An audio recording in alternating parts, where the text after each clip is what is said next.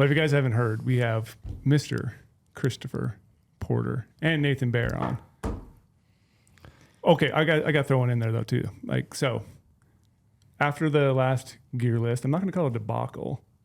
The slight debacle. Yeah. I mean, we kind of were a peanut gallery, kind of roasting him a little bit, giving him a lot of good advice. He has been the most, I'm saying the most, capital letters, requested podcast guest afterwards. People are like, when's Sport coming on? When's Sport coming on? He's clearly been the most requested, for sure. Give the people what they want, man. Yep. That's why you're here. That's why you're here. Yeah. So this is going to kick off basically another round. We had Ethan on last week talking about his sheep hunt. This is going to kick off another one where like hunt story recaps. And I really like these because it's not just about the hunt story. It's logistics. It's draw strategies. It's hunt planning, hunt tactics. There's a lot of nuggets in here. Yeah. That I really want to get into with Porter. And he's already smirking. He's already like nervous. And I always like the hunt recaps too, because like we always say, it's cool to have a hunt filmed and you have that memory forever. But film can't capture like literally everything. There's always some stuff where you're just like, man, I wish that was on film. Behind the scenes kind of Yeah, stuff. the behind the scenes shit. It's awesome. That's why Big Nate's here to keep me honest. So if he already said he was going to fact check you. Hard. Yeah. I didn't say hard. I just Yeah. He didn't say hard. No. But you did say you were going to fact check him. Yes, I did. Perfect. Hey, promo. Okay, we're so 5 minutes in. This is the shortest ever to promo. Okay, so everyone who's been requesting that we reduce the banter, they're going to love this one. Oh, they're going to love it. Yeah, perfect. So yeah, promo. So guys, we're going to be talking about, like I said, a lot of hunt logistics, hunt planning. We're in application season right now, deep in application season, actually. Like even though it's a start, I feel like it's the deep because you should already be researching a lot. So use promo code podcast when you sign up for Go Hunt Insider. You're going to get 50 points back to the Go Hunt Gear Shop. $50 you can spend on anything. And this podcast, we're going to be talking about a lot of logistics because I want to dive into your research. I want to dive into your maps, how you use maps scouting, how you plan this whole hunt. And so, yeah, this is going to be a lot of in-depth stuff about Insider and just how you found the hunt. I genuinely used our product end to end to go on this hunt. It's kind of like an experiment, but also I really had a clean slate like a year ago. I had no plans going into 23, so there was a good use case there, and I did learn a lot and got a lot of value. So yeah, because this was pretty much your big hunt of the year, right? So you did a lot of work. This is your only hunt, which is so weird. Why did you do that to yourself?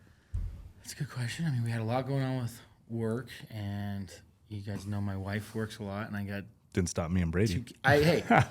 Boom, fist pound. Coaching soccer. Hey, I coached baseball. Wait, buddy. No offense, but it's like when they're 4 years old and it's t-ball. That's true. Dude, I'm like, they don't even know how to run the bases. All-star soccer. I'm like the coach, like super into it. By the way, I heard a story about you over the weekend. Hey, you could insert a video of me coaching. My wife's got a couple great vids. And here's what I'm going to insert. So I heard a story of you over the weekend that you did not tell me. What? You got a yellow card from the ref on the sideline as the coach. Oh wait, what? Really? Get a red. Yay, you got a yellow. I've never seen a coach do that.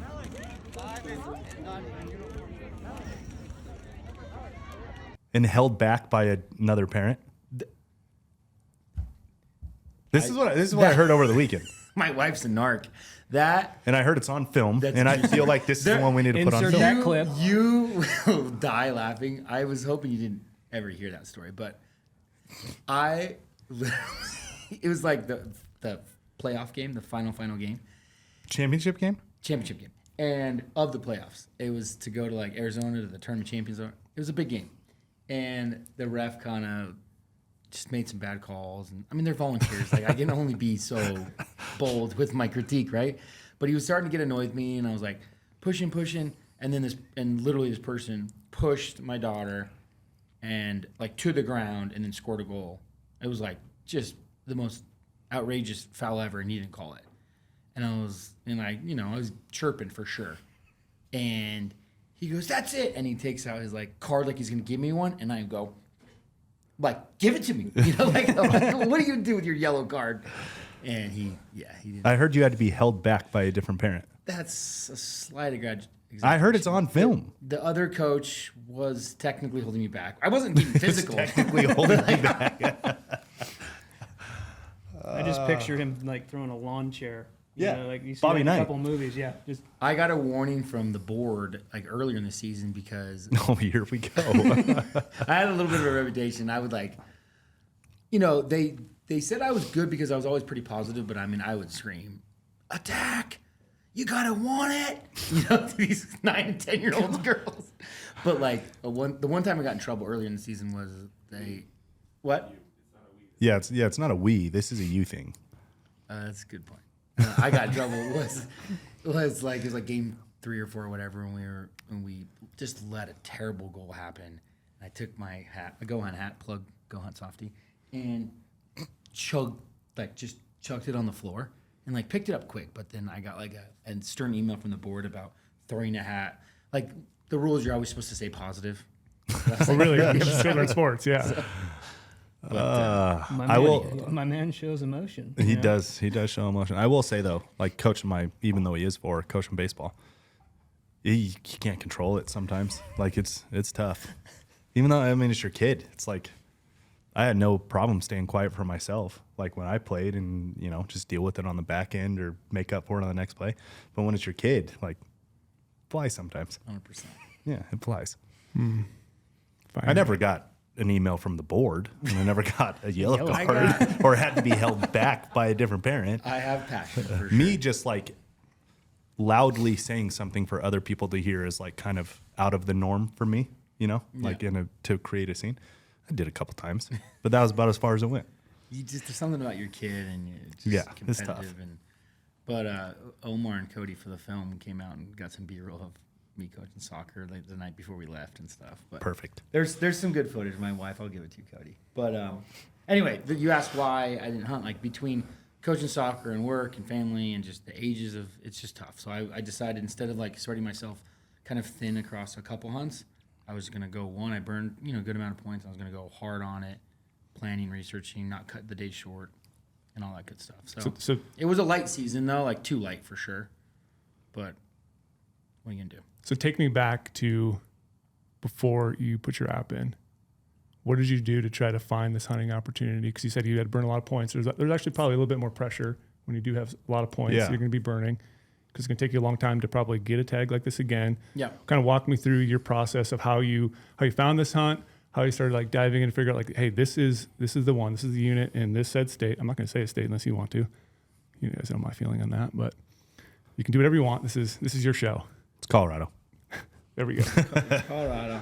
I'm just cringing right now, but yeah, walk me through the process. But I will. Okay, so to like help disguise the unit a little bit for you, Brady, I'll say I burned 5 to 10 points. So Okay. enough that was definitely meaningful. You can say the exact amount of points you burned.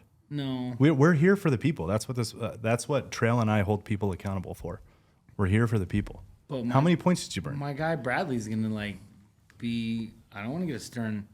You know how many Stern units are in Bradley- Colorado that take that many points? Bradley can deal with it. I might right be- at the point break. No. We didn't have to tell him it was at the point break. You just had to tell him how many. How many points you burned? It just puts it in perspective. Anyway, 5 to 10. It was enough to like be to care. Okay. Yeah, that's a lot of points. That's a lot of years. Yeah. So, but anyway, so like a year ago now, it was like going into it, going, okay, what can I draw? I didn't have enough for Wyoming. I was worried about winter call, so that was kind of out. I looked hard at Arizona. I have a good number in Arizona at this point, but it's like a little bit in between. Nevada, I drew deer tag a couple years ago. I drew an elk tag. I'm still locked out. So like it ended up being like Colorado. I'm saving up another year or two for a deer hunt that I'm kind of targeting in Colorado, but elk, kind of like Colorado elk is kind of seemed to what makes sense. Mm-hmm. And I was like, okay, what can I draw? I have enough points to be dangerous, and I started narrowing it down, and obviously looked at draw odds. To me, draw odds is like just the entry point. Can I draw this tag? Green light, go. Red light, no. Right. So I go green light into the ones I can draw. Mm-hmm. You don't want to be burning way more points than you have to, right? So you're trying to figure out like where you want to cash in at the right value, generally speaking. And I'm looking at bullet cow ratios. I'm looking at this. I'm looking at that. One thing I really unlocked, so I'm looking at the private, and then I leveraged the unit profile a lot more than I have in previous years.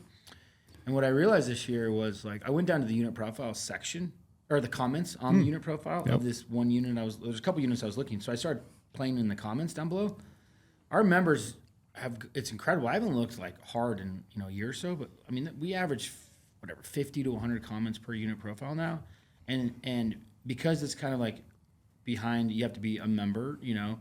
It's like it seems like members are really trying to help members, but it's like really helpful. They're not saying like go to this ridge and you're gonna shoot a giant and stuff, but they're like helpful around access and things like that. And so anyway, I just started commenting back and forth with a couple people that had the tag in previous years and learned a little bit and exchanged some email addresses, with a couple of the guys and was talking. And so I really got a lot of value in like, engaging with the membership base on this. So I was looking at like 2 or 3 units and applied for the one that I picked and drew it. Did you do any sort of combination of like maps research with using, like draws and filtering and tools like that? Yeah, it's a good question. So I hadn't done a true backpack hunt in a long time, right? So we had done llamas. One was one with Brandon. We filmed those. Those were great, but it was like llamas and, I was able to take my pesto and tortillas and Oh, yeah. Pesto King over there. 12 cans of fuel. I mean, you get to bring the luxuries. And we had cots. Mm-hmm. Ooh, that's a luxury. Oh, gosh. That's a real luxury. Well, we had those, what are those, Helionox? Helionox chairs. 2 pounds. I mean, it's a luxury, but because it's 2 pounds, it's like debatable. It's debatable. Whether you do. You could even talk yourself into on a backpack hunt. But anyway, so I really wanted a true backpack hunt. And so I was leveraging maps even more than normal. Like during the research phase? Yeah, during the research phase of like kind of how much access is there. I was kind of looking for less access and a good trail system and things like that. So yeah, I was e-scouting pretty good amount early. And then I want to jump into more on like, so you ended up drawing the tag. Yep. You knew you were going to draw it. It wasn't like I was like a pretty big favorite, but with potential point creep or whatever, it was definitely still a sweat. Yeah. But I should draw it. Yeah. I was supposed to have a couple more than I need, like 2 more than I needed. I was supposed to draw it. And this is why I want to get into the map side because you did a lot of work ahead of time. I'm going to give you a lot of props for that. That's what Porter does, man. That's what he does. Yeah. So like I remember getting called in your office all the time. You even had your computer, you had your casted up to the TV, like you were doing like big picture e-scouting down Come in here, to like take a seat. In this nice leather chair, I'll throw it on the big screen and we'll start running through everything. Get you a cup of coffee. Get comfy. Yeah, you did. Yeah. So like walk me through what you were kind of looking at, and because you never stepped foot in this unit, you never did any boots on the ground pre-scouting, so it was all going to be e-scouting. So like, how did you kind of go about picking out your access points, where you're going to glass, what kind of terrain you're looking for? How are you trying to figure out maybe where these bulls might be in the season that you had? Yeah. So great questions. Yeah, this particular unit from here in Vegas is a poke, right? You're talking well over a 10-hour drive. Tough to get boots on the ground, tough to get too much scouting in. So yeah, I really leaned on e-scouting, talking to members that have hunted it before, trying to get trail systems down and things like that. I also wanted to secure like a good like team or like friends, like especially backpacking with elk. Like you can do it solo, but And that's why Nate is here. it's a bit. This is Big Nate, even though he's not like a real big individual. We had 2 Nates on the hunt. Yeah, normal size. Normal size, not little, not big. Yeah. Normal size Nate. Yeah. We lifted, by the way, this morning. 5:30, he met me at the gym. And I heard you quit We early. pumped. You're so full of shit. Nate is the fact checker. He told me, I walked in here this morning. That's it was fake news. You know that's fake It news. was we just- went hard. At the very last minute, I had to go get my girls to school. God forbid I'm a father. Just saying, last whatever. I don't know if it was the end of the workout, but on the last set we were doing, he says, "Okay, I got to go in 5 minutes." And I'm like, "Okay." We can still get it done. Yeah. Anyway, so this is Big Nate because our film guy, who was awesome, who's a bigger individual than Nate. He's a big dude, but we call him Little Nate because But he's younger. Yeah. Yeah. 4 people on the hunt, and 2 of them were named Nate. It was weird. But anyway, Big Nate here. So, yeah, one of the perks of working at GOHUNT in more senior role is you can ask people if they want to hunt with you. So, You can poach some help. yeah. So Nate was like, sure. Like, work at the office for a week or go hunting elk and help you out, I'm in. Yeah. So he was in real early, fit for his schedule, and then my buddy Scott, who's been around the office, you know Scott. Yep. Went on Lorenzo and I's deer hunt last year.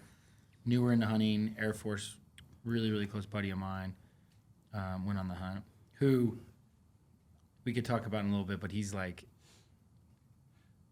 for a new hunter, he's like very experienced very quickly in certain things, right? Because of his military background. Yeah. It's the pilot in him, and it's the eyes, and it has to do with his vision. It's Well, crazy. it's not just that he's a pilot, because like a commercial pilot, you know what I mean, flying Southwest. Yeah, F-16 He's hunting. He's hunting. It's just a different species. Yeah. He's literally like one of the best fighter pilots we have in our country. Ever. Yeah, like one of the best ones ever. Plug Scotty. And it's kind of weird. Like when you do, I've gotten to know Scott well through you. And it's kind of crazy. Like you talk to him and he's just such a good dude. He's so awesome. And then you kind of find out, you know, his stature, and you're like, I know you. Like you're just a normal, like I just hang out with you normally, but like your job, this is really weird. So I always try to poke him for his job. He can't tell me shit, obviously, but I try my hardest. He's big time in the Air Force, though. We can't even probably share as much as we know, but he's big time, and he's really smart and intelligent, all that good stuff. So his hunting for him, it translates very well. Yeah, it's Extremely true. well. Translates well. But we had a- Logistics, finding all that stuff, strategy.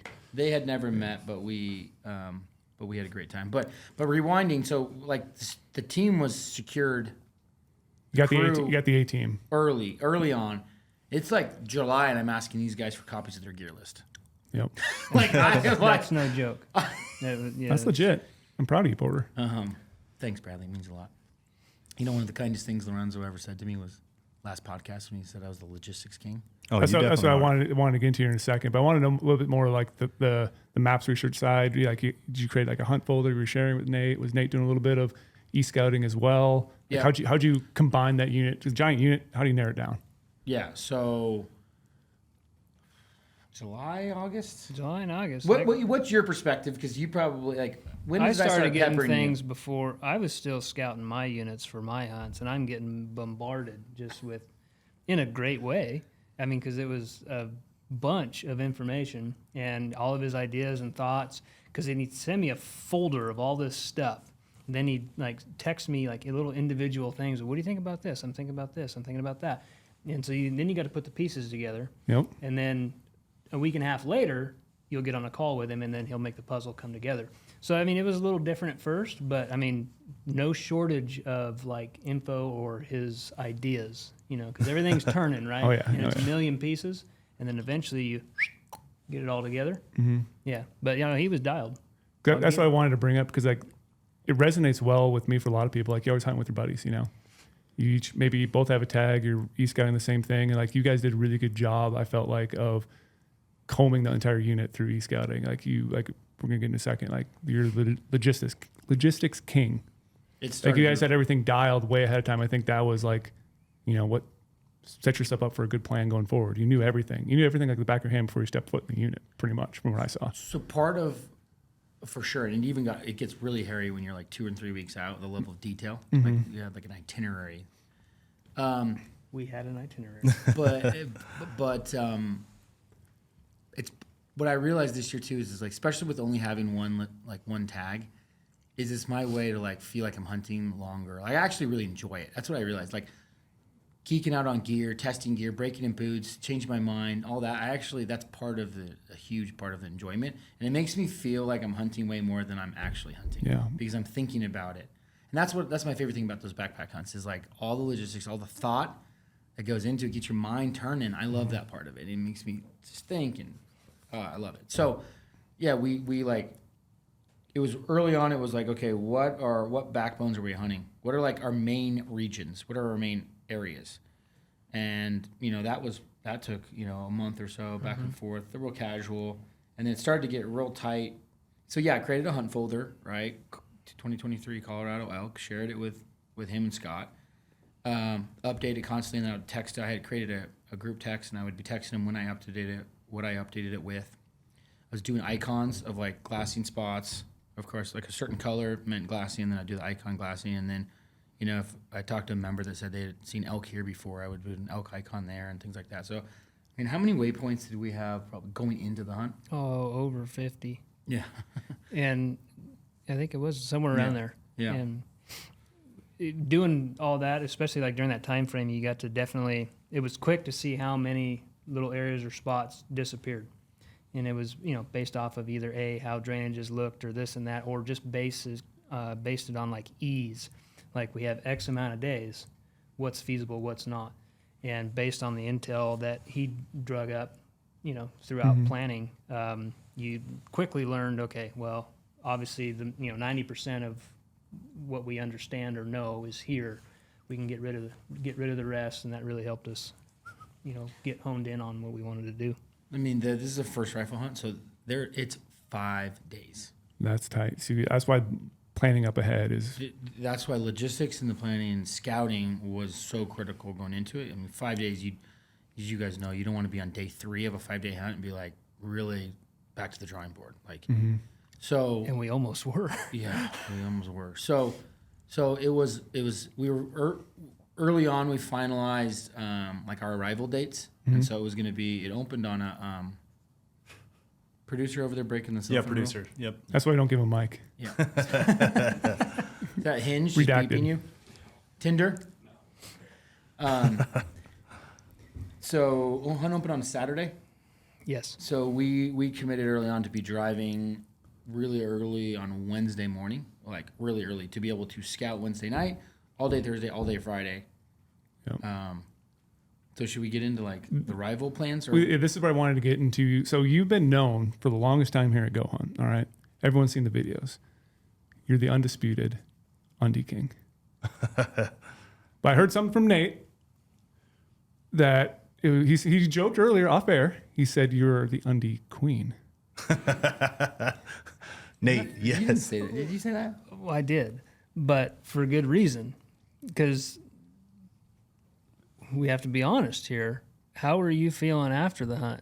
How are you walking back to the hotel after we got off the mountain and we had dinner? Did I get a little bit of chat butt? You did. Did I? Oh, you know why? You forgot if you got chap ass. Here we go. Dude, It came out. it was like the last day. Do you know why? Remember? My ratio of baby wipe to TP, I went a little bit too moist, and when you do that, that's the risk with baby wipes. You got to dry it out. If you Gotta trap dry some it out. moist in there, Yeah.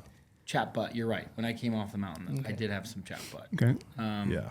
Nothing that would ruin my hunt. I was feeling my feet No, were feeling. Well, I had one blister pop. The Boot King as well, he's been known as. But on the hunt, everything was okay. Okay, but it everything was was once we got back to right. That was just his body like expelling the stress of the hunt. It's Yes. just like, oh, we're done now. I can do this. so I just wanted to get that part of the way because based on our gear podcast we did, you are now known as the Logistics King. And this is where I give you even more credit because you were tracing lines on your map ahead of time.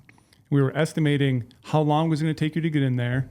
You were taking, maps from where you were staying, travel time. You were including all that before you guys got in the field. So you had how long it was going to take you to hike to that knob. That knob, driving to get over here if you have to do a backup plan, how long that's going to take. That is in-depth level e-scouting to the point where you are the Logistics King. And it's no waste of time. One thing I wanted to jump into, one of the It's things. my birthday. You guys are being awfully nice. One of the things, honestly, that I think a lot of people could learn from, including myself, because I am not the Logistics King and I don't do hardly enough work going into a hunt. But when you guys were sharing screens, like you took advantage of Zoom and Google Hangouts, where you would share your presenting screen to Nate or to Scott, and we would run through. Yeah. Well, I was in there watching. I was part of it just on your screen. Yep. And then these two guys were back at their places, Scott and Nate. And it's like that visual to make sure you're talking about the same thing all the time. Yeah. That really helped you, Nate and Scott too, knowing what they're doing. And then to take that even a step further, it was Porter's hunt and you had these guys helping them. You had their logistics dialed. You with the itinerary for Nate is I couldn't freelance anything. Nate, no, It was, it's Nate, you are showing up between 3 and 4 p.m. Literally within an hour.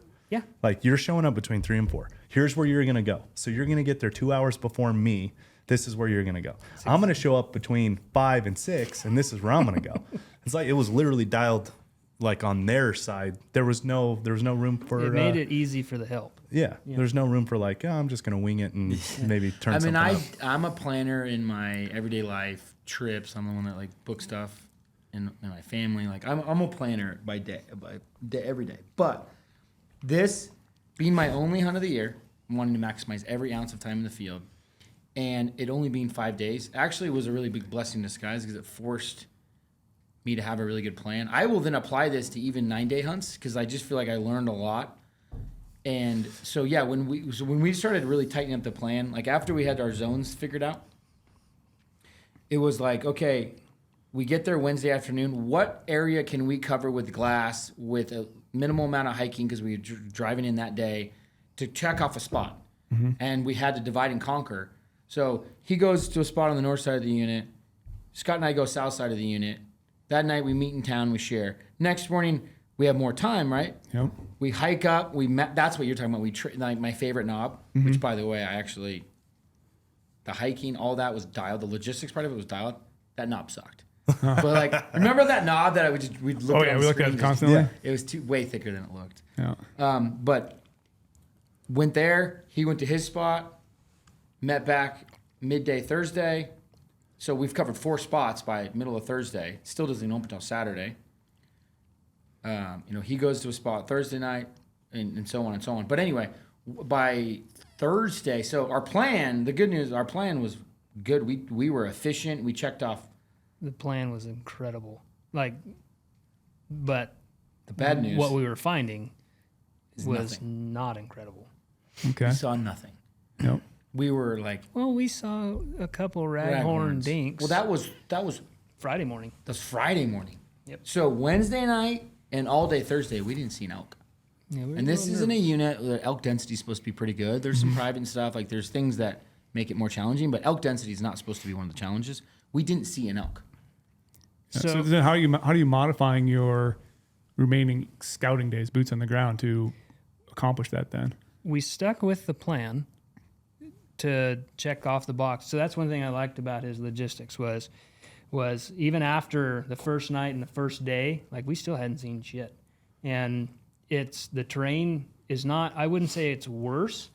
It's just, it's harder to pick apart. That was one of the thickest places I've ever been. So much thicker than we realized. I mean, whether it was timbered thick or burnt thick, did not matter. That was weird. So it was just, we weren't being able to see any of what we thought we were going to see. So like I said, we just stuck to the plan. And finally by Friday morning, we had one more on the list, and that was pack up and go in. The good news was it was our number one spot. We couldn't get glass on it. We were trying these spots to get glass on it, and we just couldn't without backpacking in. Yep. The second spot he did backpack in on Thursday and didn't see nothing. So like that was scary because that was a second spot, almost number one spot. We loved the second spot. He crossed that off the list, and then Thursday night we're like, there was really no point to backpack in the dark because you weren't going to really be like, Thank God get we glass on anything. So you might as well check off another spot that's easier to get to, and then just backpack in after the morning hunt, which is what we did. So Friday morning, went to a thick, nasty little spot. I had to hike up. That little knob's rocky, and we saw those raghorns. And then we get back, and we're like getting ready to backpack in. And it was a weird feeling because we had not confirmed that there were elk there at all. Not zero. So I mean, we're either going to hit it or not, and we better hit it because guess what? We're out of spots. So that was the weird part about it. But I like the plan though. So far, you basically did the whole process of elimination: find areas where there's not elk, to then find areas hopefully will have elk. So you went to the easier spots first, tried to get big glass and look a long distance. That didn't work, and you slowly worked into your A plan, which was going to be backpacking. So it wouldn't have probably made sense to jump in there right away, cross off those other areas. Could be a big bull in those spots too. So you're trying to cover everything. So Friday, did you go into it? Your last scouting day, did you go into it backpacking for food and everything for the rest of the hunt, or did you go in for that day and then come out and then we go back in? Great question. We kept going back and forth on that. We were thinking 2 and 3 days, but then it was like, it's 5-day hunt. because yeah, we were thinking about going in light, and then we can always go back and fuel up. But like the hike was, we had it tracked at like 4.5. It ended up being like 6 for a reason we could explain in a second. But it was a lot to like go back to the truck and back in. Like you all know when you're up there, you're like, I don't want to do that. Yeah. So we just ended up going in full boat, like expecting to not come in there or out of there till the day after the hunt. Yeah.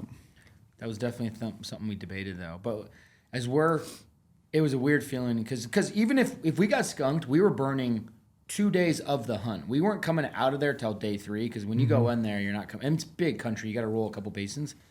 So it's like it was uncomfortable. And I remember. Well, first we get to our spot to hike in, and there's a gate. There's not supposed to be a gate at all. You look at the map, you look at satellite imagery. It's all public. There's no reason for a gate. We even had local intel that said there was no gate. Wow. And this gate's been there for a long time. And there was damage on a road.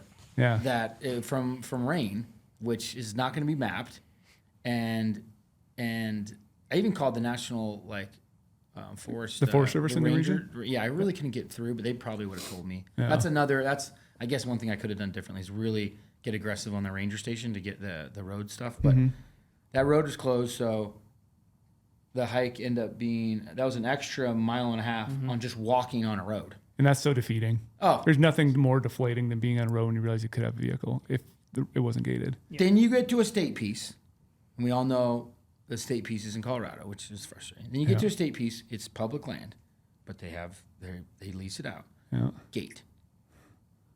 So then we're bushwhacking. We're supposed to be able to just go to this trailhead and go. Yeah, and I gotta go Then around. we're bushwhacking around the state. So we are 2.5, 3 hours into the hike before we hit the trailhead, and it's actually like what we're supposed to be starting on.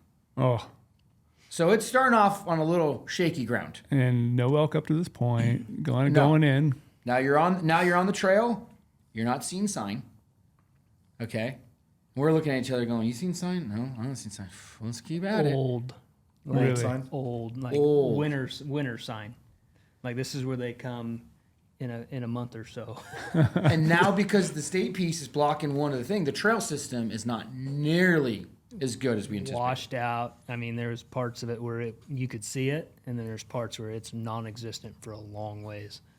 So it was a little brutal, and we're all kind of like in the back of our minds, we're like, oh shit, but we were just like, screw it, we're in here, and this is literally our plan, so let's just do it. And At least the only cherry on top I can think of is kind of like a barrier of entry though for other people. Like you might realize you can possibly that's have a what I was spot thinking. yourself. That's it. And that is true. We ended up getting up there and we kept going. That was the blessing. It was like, no one's been up here for a long time. Yeah. Yeah, we had the entire mountain to ourselves. Yeah, I'd say with the whole preparation and scouting and stuff like that, it's e-scouting and this and that, I'm a big proponent on seeing it first. Like, this was probably the first time I think I've gone in completely blind just off of e-scouting, and that was the only, that worried me a lot. And because if you have a chance to see it first, you find out about all these issues and this and that. But I didn't have time in my schedule. He didn't have time. So if you have the chance, it's always best to put eyes. But if you don't, try to give yourself as many A, B, and C plans as possible just for people that are listening. But it was good that we had that. Yeah, So, I agree. and we still had some roadblocks, but if you got ways to figure out how to get around them, cool. Yeah. And that makes those days before the hunt more essential too. Like, yeah, you could have showed up on Friday Yeah. going with your plan, but you wouldn't have known all that stuff hadn't you had those Yeah. prior scouting days. Exactly. How'd you find out that state piece was leased? Got to a gate. There's literally gated. Like we're on this road, so this road's closed, which we didn't think was going to be closed, but that's because it was washed out. Yeah. So that explains that. You So- didn't call the county? No. So that's that I could have done, and I Yeah. also could have called the ranger station. Yeah. And really, So that's how you figure out in Colorado is you can call that county assessor and ask if it's Yeah. leased. Yeah. I mean, sometimes if it was like for grazing or whatever, or I don't know. Like, I mean, it was a legit gate, Yeah. like a very with legit gate. signs Yeah. and everything that pretty much stated such. Oh, no. Yeah, it was not It was posted? Yeah, so it was leased. 100%. it was 100% leased. no trespassing. It was Yeah. like you don't do it. Yeah. So we went around and bushwhacked and all that. But then we get to the trail system. It's not that good. So we left the truck at maybe 10 a.m. thinking it was going to take us to get to camp till 2. Well, 2 ends up turning into 4:30. So my logistics king part of me is like, we're a little bit behind. We have to scout tonight because I have no idea what the hell we're doing. And tomorrow morning's the opener. And I've never been up here. I don't know what's happening. Where are we going to be in the morning? My head is going. My plan is a little bit derailed right now. So we get up to camp and it's like everyone's trying to get settled, and I was trying to be I didn't want to lose my He was cool getting a there. little worked up. You know, he's turning behind into Porter. schedule. Yeah. Yeah. Behind schedule. So I'm like, put down the packs. We're going to scout. But, you know, you want to set up camp while you can in daylight or whatever. So we ended up saying, hey, Scott, if you don't mind. Or I did. I said, hey, Scott, do you mind being the camp? I think Camp we chores set guy. tents. We set We tents. said tents, you're right. But we put Scotty on water and firewood. Water and firewood. Because we were going to have, like, I think the low was like 18 that night. It was pretty chilly. It was gonna get down. So we wanted to get firewood and all that stuff and just get situated. You know how it is when you get to camp. So it's like, it's like 5, and I think it's pitch black at 6:15. So it's like we had prime time, but we had to book it. So it's like, hey, we're going hard to that knob right there. Scott, can you get this organized if you don't mind? We get up to this knob. So now it's like 5:30. It's prime time, but we only have about 40 minutes of daylight. We have been in this unit now for 3 full days, right? Like, we've been hunting now. It hasn't opened, but it feels like we've been hunting quite a bit. We have not seen an elk or heard one. or heard one. And then what happened? We were about 3/4 of the way up to the knob, and we heard a bugle, and both of us, our eyes just went like this. We just got all giant. We're like, oh shit, they're all right. Because the whole way in, all afternoon, it's thicker than hell, so you can't see anything. You can't see anything. There's no tracks. There's no nothing. And so, like, this is 3.5 days of like elk don't exist. Like I think I sent Brando a text that night. I'm like, "There's elk in Colorado, right?" You know, just joking around. Yeah. So we heard that bugle, and so we immediately just ran to the knob because we still can't see anything. Yeah, I've this is never thick. felt that claustrophobic. And finally, we got up on the knob, and that whole basin was filled with them. 20 bulls. What? 20 bulls, 1 cow. Middle of October. It's the younger bulls, but they are screaming their faces off. There was that one we never ended up seeing down in the bottom, but that one at the top, we see him, and then all of a sudden there's like 18 bulls that feed out from the top with a lonely cow, and they are screaming and fighting. And so we're high five, and we're like, we're in the elk. Holy cow, this is great. We're like, we're on a high. Yeah. And these bulls literally come down, and then about halfway down, we're like, they kind of seem to be headed towards camp. We're like, oh no, they're headed right to camp. And they're like, oh yeah, we did camp on water, right? So just to clean that up for those that are listening, Fact checker again. not completely on water. We were in between 2 water holes, and we were in a saddle, kind of in between where 2 saddles met. So we were kind of in this little triangle of hope here. And when we first got in there, I'm looking around. There's still snow on the ground because it snowed 2 days before we got up there, and I'm seeing elk tracks, but there's nothing that's telling me like these are this week, you know, but fresher than anything we've seen yet. But it wasn't like anything has been through here recently. So it didn't even dawn on me, you know, maybe this is like their little pathway, you know. So yeah, we set camp, and for 30 minutes up there, we're watching these idiots chase each other around and butt heads and scream their faces off. And the whole thing, and I think I said it, you know, on film, I was like, holy shit, they're going to camp. And the whole herd of them, the whole flock, it just looked like the whole mountain was moving that direction. I'm going, well, Scott's going to have visitors. And he did. They went right into camp. Really? They go right into him about 50 yards, and they start screaming at him. He says he's doing firewood, and he's like, surrounded by bulls. He's like, I've never seen it. I didn't know what to do. He's like, I didn't know if I was supposed to like get ready to protect myself. Or he's like, they're screaming their faces off. And so he had quite a bit of excitement. We come back to camp. He's like, did you guys see the elk? And we're like, yeah, how was it up close and personal? But I mean, there's water everywhere up there. Looking back, we should have camped. You don't know what you don't know. We should have camped just on the other side off the saddle, but Yeah, well, they there's ran water everywhere. Yeah, they ran over that saddle too. Yeah, throughout we're the gonna run week. into them no matter what. There was water in the basin they were in. You know, they're just dumb luck, I guess. That was just their water hole for the night. That was the one Yeah, they were just going to for hit. that night, Yeah, that was just There's the no one they way were to gonna hit. not camp that would have avoided them entirely. But We were a little bit worried because we weren't sure what they were going to do after that. Only because there was one shooter bull in there. And I still don't know where they went. We never saw them again. no, well, that's the bulls. No, some of those are the bulls we bumped the next day, midday when we were going up to the top. That's true. That's true. Yeah. They never did come back onto our side. Once they went over, because they literally just went around Scott like that. Oh wow. Once they went over, they never came back. We never saw them again. Well, we saw them the next day, but I mean, not in our little basin. Yeah. Yeah.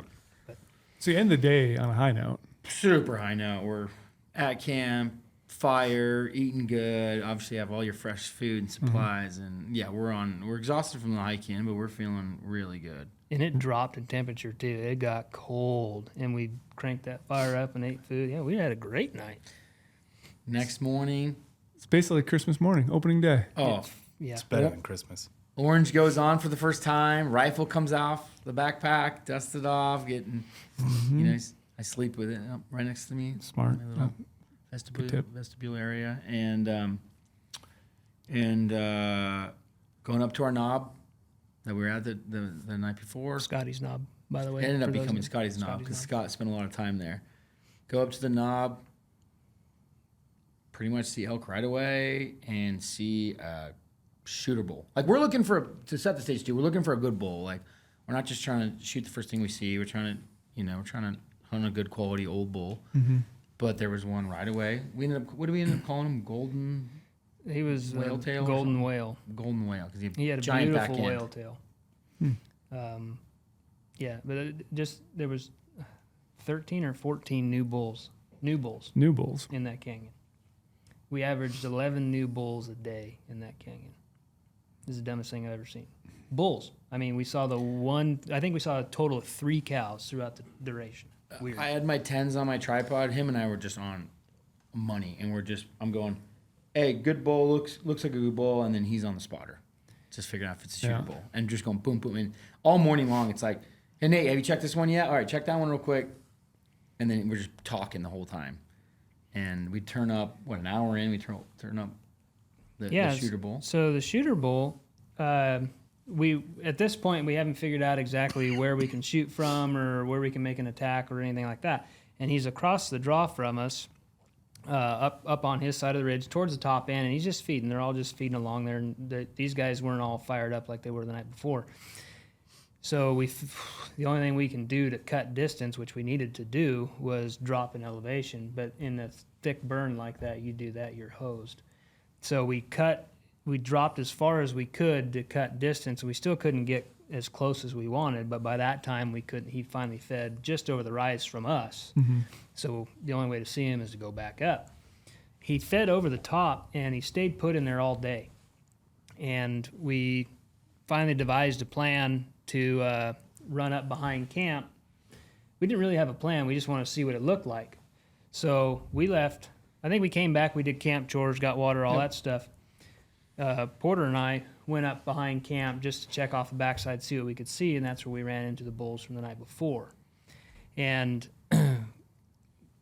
we didn't see much when we were over there. We ended up coming back to camp to run up because Scotty went back up to Scotty's knob. And as we're getting 3/4 way back up to Scotty's knob that first afternoon, you can see Scotty just doing this. So I hauled ass up to the top, and he goes, he's back. I went, really? He goes, yeah. And he says, he's by himself. So I got on the spotter and verified it was him. And he was in a beautiful little spot. Such a lovely place. And he was on the same ridge, same area he was that morning, but he was just off the top by himself, completely alone. And we didn't see any of the other bulls that day. They were probably still on the other side, but he was just hanging out in that little pocket feeding. And it was 4:30. We had about an hour left, and Scotty, we thought, well, if we run all the way around and get on his side, there's a little rock pile right there, and we might have a chance. We don't know what it looks like over there, but that's our only play. And we talked about it. We said, you think we can get over there in an hour? I said, hell yeah, we can get over there in an hour. So this is after just being. So we left camp at 2, took our time. At 3:30, got up to that rock cropping, couldn't see anything. came all the way back to Scotty's Knob. So now it's 4:30, and then it's basically like right back where we were and a little further in. So it was like it was a giant loop, but we hauled. I think we made it just under an hour. And we got to the rock pile, and I knew we were within a couple hundred yards of him. So we dropped our packs right there because I figured this was going to be super up close and personal. And we peeked our head over the rock pile, and there's just enough of a wave in that hillside to where he wasn't in that first pocket. He was in the second one. And so, which sucks because now we got to get closer, and we're already close. It's dead quiet, not a breath of wind, nothing. So we snuck our way over to that next little rise, and we're all just kind of slowly looking and peeking. And it's the thickest lodgepole stuff I've ever seen. And I figured in my head, I'm like, okay, chances are he's going to see us, hear us, or smell us, and he's gone. I mean, that 90-10, right? And I'm thinking, there's a small chance that we see him first. And I just took a couple steps, and I stopped, and I looked, and I saw about a 12-inch by 12-inch patch of hair. And I went, oh, my God, I found him. And then I took about a 6-inch step to my right, and that opened up the lane. And so I told Porter, I'm like, he's right here, dude. And so he couldn't see him because he's standing right here, and I put him right in front of me, and that's the lane you got. And, yeah, we'll take it from here. So this is the first stalk we've done. It's the first time I've ever hunted in the timber, right? I'm not an archery guy. Like, this is the first time I've been in the timber. I'm used to rifle. You're a little farther away, and you can see. Yep. First time ever hunting in the timber. And I'm like, and he's right. Like, you can't see him if you're here. You can see him if you're here. I mean, 6 inches of moving your head, and you see him. And I'm like, so I got him in the binos, and I'm like, Jesus. So in my head, it's day one. This is the bull we want for sure. I love this bull, man. This even saying the story kind of haunts me. And I go up with my rifle scope, and there is literally, so it's 142 yards. It's a tree, his body, and a tree in the scope, which I've never seen before in my life. I'm like, oh my God. All right. So in my head, so in his head, he's thinking of smarter things than me. In my head, I'm thinking, don't F this up.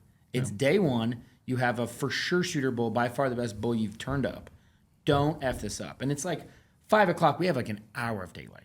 We are good. Maybe 5:15. I mean, there's plenty of daylight. Mm-hmm. So it's like, take your time. And I'm not thinking of wind, which is my big mistake. So that's a rifle guy though. It's not top of mind, but when you're an archery guy and you're hunting in those waves, like you guys are saying, that's a little bit of topography. Just takes a little bit of scent to find that bottom, and then kind of feed the saddle right to him. It's like that wind is just going to kind of shift and then hit that saddle and go right to him. It's a huge learning for me. So then I go up and I got my rifle. Of course, rifle guy, you're normally like prone, got your, really stable, and you take your time in your shot, because once you let one off, and if it's not a good shot, that's a problem, and you might not ever get another shot, right? So it's like slower and methodical. So I go up this on a tree, and I'm like, this is doable, but not ideal. You're leaning against the tree, like I'm putting the leaning rifle against tree. it? Yeah. Standing up. Yep. So I'm like, not horrible, but I can do better. Don't screw this up. I look, And I'm and there, doing this. I'm expecting him to shoot, 5 yards ahead, there's this nice, like, flat rock. So I'm like, I'm just going to go right there. I'm going to set my gun down and get prone. Right? I go do that. I set it up. I get him in the thing. And he's like, he's up. I'm like, what do you mean he's up? Like, I'm just getting set up, and you got to, it takes a second to turn him back up in the timber. And he's going, he's up. So then I stand up, I get him in the scope for a split second, and he darts. I'm like, what the heck just happened? He was bedded, but by the way, we didn't even say this. He was bedded, and he was facing away. Oh my gosh, perfect scenario. I mean, that's exactly that. The whole time I'm like, perfect you think scenario. you have time, yeah. Day one, slow the F down, Chris. And you don't have to force it. It's day don't one, force this. Bedded, looking away. Best bull, don't screw this up.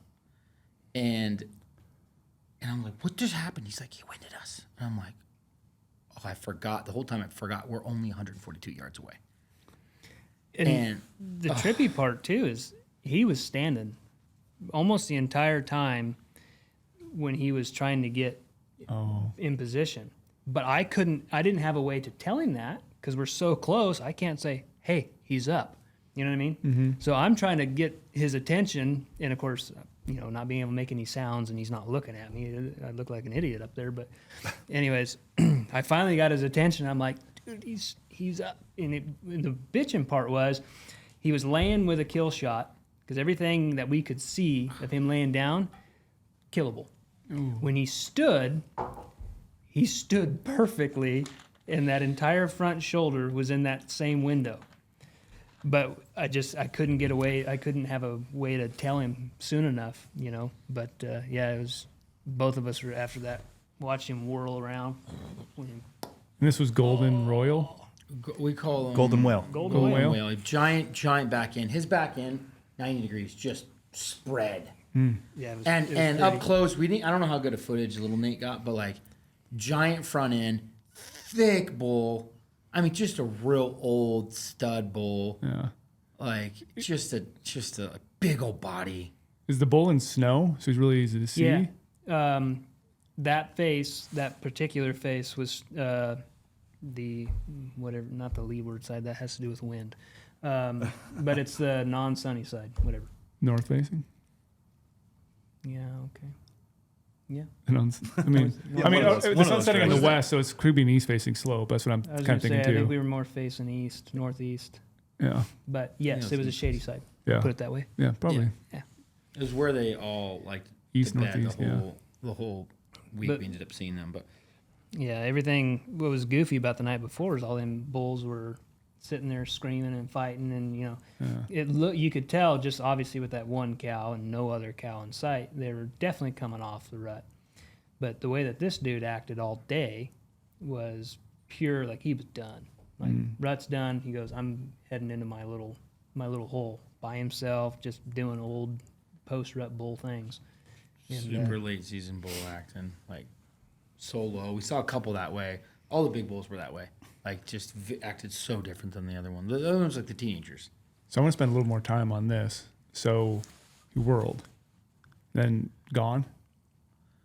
So, yeah, and then we go up to the little ridge. It's so thick. It's like, good luck. You could see patches going away, but he didn't take off in a full-blown sprint, but just I was telling him and Scotty, just the way that he acted that day and the way that he came back and chilled out by himself, I said, we won't see him again. So what kind of then like learnings or takeaways did you have from that encounter? Did you then think like, could you have taken the shot standing up early before you crawled in? Did you like know it was that we talked about it the whole week. Well, first of all, I was the lowest of the low. Yeah, oh yeah. For that was depressing. Yeah, you're deflated. I was walking back to camp. What is it? 2 miles back to camp. That was just a depressing walk back to camp. That was the lowest point of the hunt. I was so mad at myself screwing that up. It was like the perfect layup. It is so hard to spot them in the timber that close. He picked them up, which is hard enough, and then so yeah, it was first was depressed, and then it was like, okay, how do I learn from that? And we talked about it the rest of the week. Like if this encounter had happened on day 2, day 3, day 4, just after a couple times in the timber, dead bull, 100%. It's 142 yards. I don't need to be down prone. It's 142 yards with a rifle. As you know, we practice all the time from really long distances. That's a chip shot. Yeah. I don't need to be laying down. I don't need to be prone. I can be up against the tree and just smack him. Yeah. And the way he was bedded even makes it worse, like pure vitals. Like you get one in him, he's not getting out. Shot placement wasn't a thing with that shot. It was stumped. Yeah. And you slightly felt comfortable too you with were the either rifle. hitting tree or vital. Yeah. One of the two. So I would absolutely have acted way faster, not taking my time. Of course, hindsight's 20/20, but 100% big learning. Timber. After a couple days in the timber, you get the hang of it. Like it's like that was my first experience in the timber. So it was like, what's going on? And again, you go up with the rifle scope and you have tree, brown hair, tree. You're like, that's not a view you normally. Yeah. I'm trying to think of it too as like, what are the ways we could practice in the off season to make that more comfortable of a situation for you? Like, have you ever tried to put a rifle against a tree and take a shot before? Standing up, we were talking with Scott the other day, like standing up shots. I'm going to practice this off season. Up against a pole at the range, I'm going to practice. Like all that stuff, I'm going to practice. That was for sure a huge learning. You know what I was thinking about when we were talking about, because to me that's almost second nature, but I've been in that scenario numerous times. But I think like myself personally, like as kids, I'm used to quick reaction, or I'm used to either thinking outside the box, but it's coyotes or rabbits or squirrels, something where it's fast, and you have to take unorthodox shots. And obviously with coyotes and rabbits and stuff like that, you don't care. Yeah. So, I mean, if you whiff one, who cares? But doing it enough, especially growing up for so long, to me, it's not that big of a deal. But somebody that's never had to play that game before, yeah, it's completely new. Mm-hmm. So in my head, as this is all going down, in my head, I'm like, just shoot. And we talked about it afterwards, and he's like, dude, he goes, if you're thinking it, just say it. And I went, okay, cool. Right. So, yeah, Oh. That's the other side of that too. Is it's amazing how easily and quickly being lackadaisical can affect something. Like you got a little bit. It was perfect setup, right? Yeah. So you let yourself get a little, like you just drop the kill mode just enough to like, oh no, let me think this through. So you're kind of like you drop the kill mode. Yeah. Instead of keeping it as you're making your way to that rock. Well, I've made mistakes the polar opposite, where you rush it, or you don't chill out with your breathing. Like the deer's not going anywhere. You have a full minute or two to get the shot off. Don't rush it. Out. Yeah. Right. So I've made mistakes that way. So this way, it's the opposite. I need to be in absolute the kill perfect scenario can make you lackadaisical. Where you're just 100%. like, let me over the what is it? What does Trail say? Paralysis by analysis. Mm-hmm. Yeah. It's like, no, you still got to keep that kill mode in you. Oh God! And it was the biggest bull we saw all week, which is like the biggest stinger. It's like, can't that be day 3? No. we never be. saw that bull again. Of course, that bull hadn't been disturbed. And now looking back, we know we bumped him to a different canyon. He was smart. He was in smart bull mode. He was not in rut mode. And he was like, I don't know what that is. I haven't seen something like that in probably a couple of years. I mean, no one had been up there hunting. Mm-hmm. We had the place to ourselves. Oh, Stings, man. Still stings. it was a bummer. this is the worst hikes back to camp. That night, that night you had to have been a little bit like juiced up though, knowing that you saw a great, not even a good bull, a great bull. No, I was very depressed. Really? That even though you night- saw bulls. Well, we had enjoyed, because Friday night and then pretty much all day Saturday until the very end, we were on cloud 9. We were in action. So yeah, it was a high. You know me though, I am a little bit of a roller coaster at times. That was just a real low. That was a swing. Yeah. Everybody's really chuckling on that one. Yeah, we just know you for it. No, I was pretty damn down. Now next morning it was like game on, let's go, and I'm gonna learn from that and go. So, I mean, we were back in kill mode the first thing next morning, but that night sucked. The thing that had us going too was, in my head, I figured we're not going to see him again. But that's 2 days in a row on the same knob with new bulls. So that was the driving factor of, all right, we're not out of it. We might not see him, but we're not out. So, And I've had plenty of hunts where you bump him and you see him again. So I was slightly more optimistic. I mean, late season. I mean, he ended up, of course, being right. But I've seen we've all had it where you bump something hard and you turn him up again. Maybe a different part of the canyon or whatever. So I hadn't lost complete hope, but yeah, no, we never saw him again. But then, the morning of day 2, it's like the same thing. same thing. Action. New bulls. New bulls Action again. New bulls. Was day 2? Day 2 was bean bowl, right? Day 2 was a bean bull. Bean bowl. It's like this. Similar score-wise, just beautiful. Longer beams, just longer kind of everywhere. Didn't have the flash of Mr. Goldie, but beautiful bull. And he, no kidding, did the same thing that the whale did. Bedded in the same spot. So we thought, well, we know this playbook. Well, we're up there, and it's pretty much the same hillside. Mm-hmm. About 45 minutes in daylight. It was like deja vu, and it was like Nate, I think I got our bull.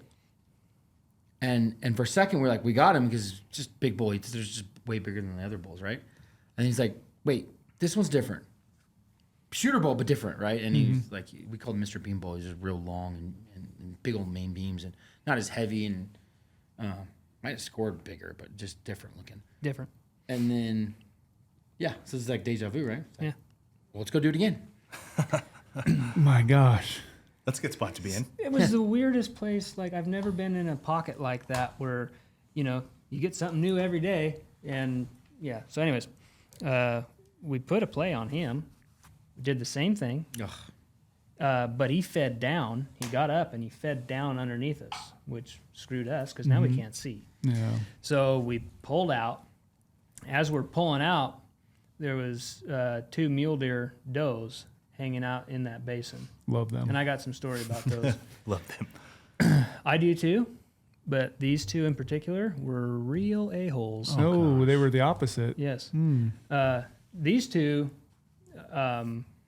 we didn't see them. Scotty saw all this, but we apparently... So hold on, just so they know, like every bull we had seen was feeding down towards the water in the evening and up away from the water in the mornings, right?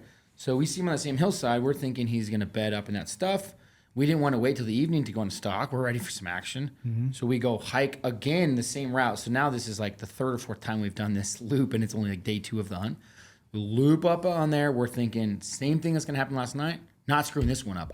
That kill mode. Yeah. That stock, buddy. Kill mode the whole way. Dude, focused as heck. And we get over there and we're like, we don't turn him up. Go back to the knob, and Scotty's like, and that's when Scotty said, Yeah, he fed down and he bedded on the water underneath us, and we at some point we didn't see it, had kicked up 2 mule deer does, and they went running down right next to him, jumped him up, and he hauled butt out of the canyon. and if they didn't do that, there's a decent chance we could have shot him from the knob because he went to the bottom of the canyon. We might have been able to turn him up. If not, we could have definitely put a play on him so that we were killing him that night. Like he bedded in a good spot actually, He actually really did. but then bumped out of that spot. Yep. Never saw him again. What was the evening of day 2? Some scragglers fed over, Yeah. but we never did anything with them. That was another high to low. That's that day 2 morning. We're like, we got this. Time to make up. Yeah, we are on this. And then it's like, what the heck? And then we're still pretty high going in the evening because we're thinking we're going to turn him up again. And then we didn't turn him up. And then the second evening was like, Just a bunch of rags. yeah. So what's Scotty doing during the day? He's on Scotty's knob. On that Just on the- knob. That's why is his knob. Yeah. On that knob. The next morning, anyone want to take a guess? New bulls. New bulls. New bulls. And that's where Jeffrey came into play. Jeffrey. I don't know where he got that name from, but he was a real you-know-what. and That's he why we just- called him Jeffrey. Yeah, he just deserved it. Most people named Jeffrey are, well, I don't know. All them bulls, Probably have some Jeffreys out there. all them bulls were doing the same thing. They were coming from the same direction, through the same saddle, feeding into the same basin. Everything was weird. So, anyways, new group of bulls. And we must have picked through those bulls for at least 45 minutes before we realized that he was in them. Oh, yeah. And he was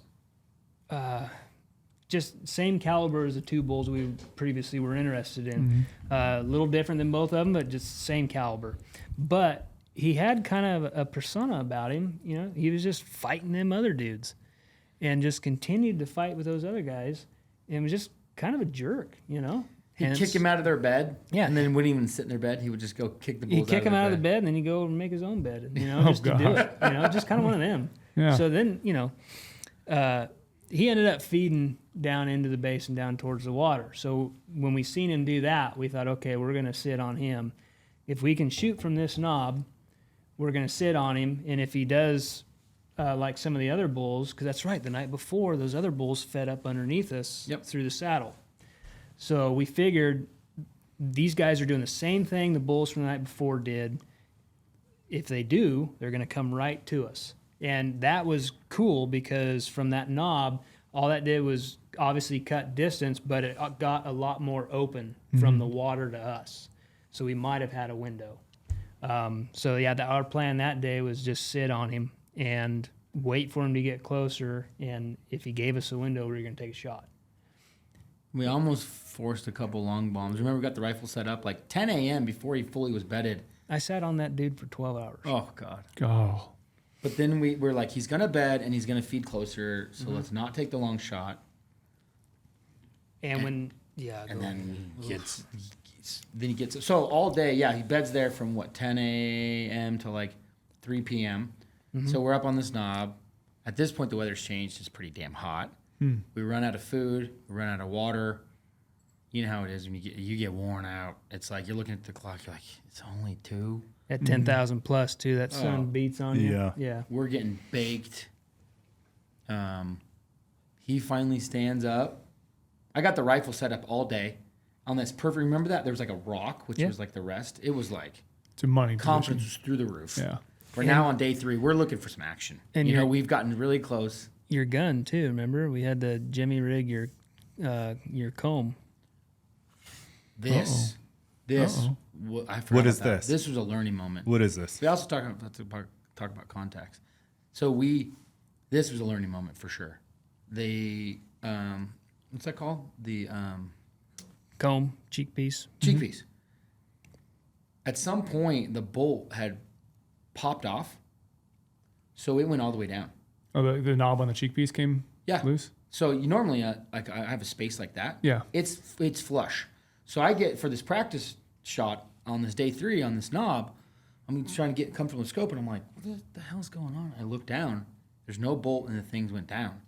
So we're like, oh shit, what do we do? No one had a bolt or anything like that. So I'm putting like my Leatherman in it. I'm putting a bunch of sticks in it, trying to get this cheek. It's actually super uncomfortable to shoot. I mean, think about it. It's like your Yeah. eye's gonna be, you gotta like go like that. So it's actually pretty shitty. So Jimmy rigged a bunch of sticks in it, right? Sticks. Yeah. Shoved some sticks in there to keep it raised. That for him. sucked. I don't know if I'll bring an extra bolt or what, but I will think about that again. Yeah, That so was- basically you're taking like sticks and putting them horizontal down the length of the stock in that spacer to take up the spacer space. correct. Yeah, and then just, if that screw completely came out, Yeah. Yep. Popped off. pop option is out there somewhere. Yeah. It's an artifact now. That was shitty.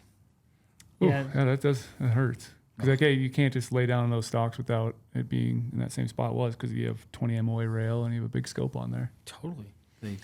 That little bolt ended up. Being a big deal. Yeah. Just wished there was a Home Depot close by. We were looking at our tripods, thinking, okay, are any of these going to fit? Yeah. Can we spare a bolt from somewhere? Yeah, we couldn't find one. So sticks worked, or worked enough to at least, change Yeah, the yeah, head that, we're good now. But no, we got set up and ready, and then it was a waiting game, a long waiting game. And then he'd move and he'd bed, and then, you'd sit there and you'd lose him in the thick stuff that he bedded, and then, it was battle all day. Finally he gets up. And the rest of them guys, when they Nate was on the spotter, sorry to interrupt, all day. Props to Big Nate over here. Like literally I didn't want to lose this bull. just I don't all blame day. Is And, he one eyed your or you got the eyes- BTX? No, he had one eye. He's just Oh. sitting there like this on the knob. It was real rocky knob, so your butts are hurting. I mean, it was I got up uncomfortable. and stretched a little bit, but I didn't, fiddle fart around. Go ahead. He got up. Those other bulls previously took a lot of time to move from the water through us, most of the afternoon. This guy's not getting up, and he didn't get up until 3:30 or closer to 4, because when he got up, they all beelined it. And so they're moving. So I finally got Porter, and I said, dude, they're moving. We need to get on him and at least track him. We need to be ready for if he stops. And that's another scenario, too, I don't think that you've been privy to before. He got up. Yeah, he got up at like 900 yards, and he's feeding. Well, it started off slow. Start off slow, then they Slowed picked it. He was slow, and all the bulls were slow. They're all just enjoying, and he's going 900, 850. So I'm like, got the rifle set up. I'm on my knees. I'm like ranging. We are pretty confident right now. There is a shot that's about to get slung, and then about 750, the pace starts getting very fast out of nowhere, Oh, they start moving quicker. real quick. and he's not alone, and they keep changing spots, and it's just, yeah. So finally, we realized that we need to be on the gun and we need to be following these guys. But now it's that time of day where the sun is right there. We are facing dead west, and he jumped down in the gun. He couldn't see anything, and I'm still in the mode of like, these guys are not giving us time. Get in the gun because we need to make it work one way or another, or we're screwed. So I told Scotty, I said, Scott, you got him? He says, yep. So I jumped down, did the old, take your hat off kind of thing. And you were able to see, not great, but I mean, you were able to see, but It was the distance it took from 900 yards or 950 when they stood up to 750 was like an hour. And then from 750 to like 500 was literally 5 minutes. yeah. Yeah, when they want to cover country, they'll cow. cover it. Their Yeah, pace when they just decide. completely changed. So then it's like we're on the gun. We're go time.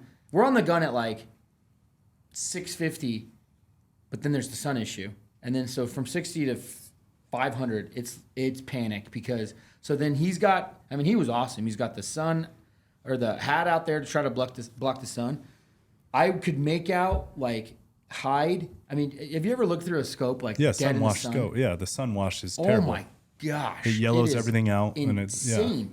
So I could make out a body, but I don't know. There's 5 bulls, Yeah. and you don't know what bull, and a couple of them were dinks. Like I don't know what bull's in the scope, and they're moving like this, and so I'm like, the sun's going like this. So then it's like, dude, just 5 more minutes, 5 more minutes, 5 more minutes, and so it's like this, 5 more minutes, and then sun finally goes down, and they're in the thick stuff. They came in right And underneath it's us. like, are you kidding me? We've been up here all day getting sunburned. In my head, it was like, we didn't really talk about it, but in my head, it was like 99% there is something getting shot tonight off this knob. Gosh. Like, we have these bulls. There was a couple others we probably would have shot too. Like, there's lead getting flung, right? Like, it's like we're 100% in kill mode all day, just sitting there. And then it all just turned south so fast at the Very fast. And I was in the same boat. I was confident lead was going down range at a fast pace. But once they got underneath us, now we're on the clock for the sun, right? We only got X For amount of dark. daylight. Yeah.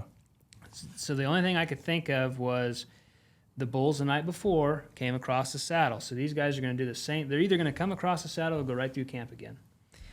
So there was a knob below us. And I said, let's hightail it down to the knob, and maybe we can see down in there. We get down to the knob. We can see 3 or 4 of the bulls in the group, but we couldn't see him. And then all of a sudden, they start fighting down there. Well, we can see all the other bulls, and they're not fighting, so it's got to be Jeffrey and this other guy fighting. And now we're down to minutes, and we're a couple hundred yards from them. So I told Porter, I said, screw it. I said, let's go right at them. They can't hear us. And there wasn't much wind to speak of, but I figured it's their only shot. Yeah. So him and I went right down at them, and we got to probably 200 yards or closer, and everything went silent. They quit fighting. And I look over to my left, and one of them other bulls has us pegged, and I went, oh no. And so I whistled at him, or I snapped at him, and I told him. He stopped, and him and I got together so we could talk. And I saw Jeffrey. I saw his butt down there about 1:30, and then I saw another bull over here that was looking right at us. I'm going, dude, we're screwed, because now it's a waiting game, and we will lose this battle all day long. And sure enough, the sun literally went down on us. Nobody moved. We didn't move. They didn't move. We only had Jeffrey's butt to shoot at. So, And the gun is on the tree. So we have, at this point, we have learned some lessons, right? So the gun, I'm like on the gun. He's talking to me. I got one, like, waiting for Jeffrey to just move into this opening, right? The 2 had gone past the opening. My gun's right here. If Jeffrey just goes follows the other 2, he's dead as a door now. So I'm just like this. Oh. and everybody froze. And I'm like, oh. So 3 days in a row of this, right? About as close as it could ever be. Yeah. Yeah. And then that from the low knob to go get our stuff, because we were in kill mode. We had no packs or anything. No packs, no lights, no headlamps, no nothing. Yeah. So that little hike, it was like, whatever, 20 or 30 minutes. But that from the little knob back up to the big knob that we were on all day.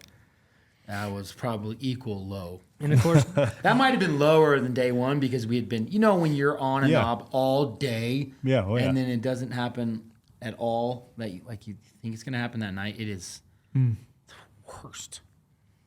And of course, when you start on one knob and then you end all the way down here, and you have multiple stops in between, there's shit scattered all the way up. Oh, the hill. like a yard sale. Yard sale. You need to put the sun ring on your scope. Yeah, you don't have a sunshade? No, just a cap. Oh, yeah. You we need a should sunshade. put that on there. That's one of the reasons why I always have one. Yeah. It's another learning. That and the bolt thing were big learnings on that. God, I practiced a lot on those longer distances. Like I had a rock as a back Yeah, you had a rest. good like, rest. You had everything. You really get comfortable we had and being all comfortable. day. I'm like looking at it. I mean, I was like playing around in the scope all day up there, like getting used to certain things. And then I don't know why I didn't think of the sun, but like you couldn't have been more direct. Yeah, like it's hard. It's And that's literally the only like knob it's you setting like this, and the hillsides. I mean, it couldn't have been more direct. I didn't think about it either until he found another gear and decided to cover ground. And that's when I'm like, because we even talked about it, we're like, it's all right, sun will go down, no big deal. And then he shifted gears, and I'm like, yeah, that's not going to happen. Yeah, if he just maintains his pace, Yeah. sun goes down, he's at 600, and he's going to 500. We still got plenty of daylight, and I mean, he's just smoked. He Yep. could have got to 400 before it got too thick. But he From that went, 4 to he went. 500 with the rock as the rest and practice all day, I mean, Yeah. it's just done. So Dave, That was low. that was That night was. that was 3 days of getting kicked in the you know what. We were so. Kicked in the dick. Yeah. Yeah. Day 4. Day 4 was the first day we saw the same bulls. We also saw new bulls. We went back to Scotty's Knob. Do you have a name for these bulls again? In this No, individual? so far, yeah, because the others just didn't meet the caliber. And they were just little dinker-doos. There was a couple, throughout the week, there was a couple 300 bulls. There was a couple sub 300 6 points. And then there was your dinkies. But anyways, so new bulls. And it was, I think you found him. So when we left Jeffrey the night before, we all waited till dark, and they went their way, we went our way. They went through camp and up behind camp and bedded in the timber behind camp. So the next morning, he found them just off on the open face above camp. And he was with the same group of bulls. I'm like, you little bastard, Because where he's at, good luck. And the younger, smaller bulls did their thing in the basin, kind of the same routine as the 2 previous days. So at this point, we thought, well, what do we got to lose now? We're definitely in kill mode, definitely aggressive mode. Yeah. Bars softened a little bit, right? It's day 4. Mm-hmm. The 5-day hunts, man, I love them and hate them at the same time. Like it's tough. Jeffrey worked. if this is a 9-day hunt, it's so different. Yeah. I mean, you have to be in action every day. You're running out of time, but Jeffrey ended up working around a rock pile that we'd been to before, and it kind of gave us. We did sit on that rock pile once before, so we knew we could see a little. He worked around it and he bedded in some thick stuff past it, so we thought we might have a shot if we can get to that rock pile up there and maybe see whatever, but we got to do something. So that was the plan. And as we worked up to that rock pile, that smaller group of bulls went right up to the rock pile, right underneath us. And even at that rock pile, you've got 80 yards max. So at 80 yards, there's pieces of bulls everywhere underneath us. And we knew there was a couple 6 points. And at this point, standards might have dropped a smidge. And I think it might have been a little frustration where he wanted to kill something. Yeah. And we all kind of did at this point. Like, Jeffrey kind of pissed us off a little bit. So, I was all on board for something dying. But the only thing that we had a shot on was a little spike. that was laying down because they all came up to us and then fed right underneath us. And he was gonna kill something in this group. So he said, find one of the 6 points. So me and the camera guy, we don't have much room to work up there, and so of course we're so close. We're trying to find something, and I caught a royal, a 5th, and a 6th, and I go, I got one. He goes, is he a good 6 point? I said, well, one side is a 6 point. That's all I know.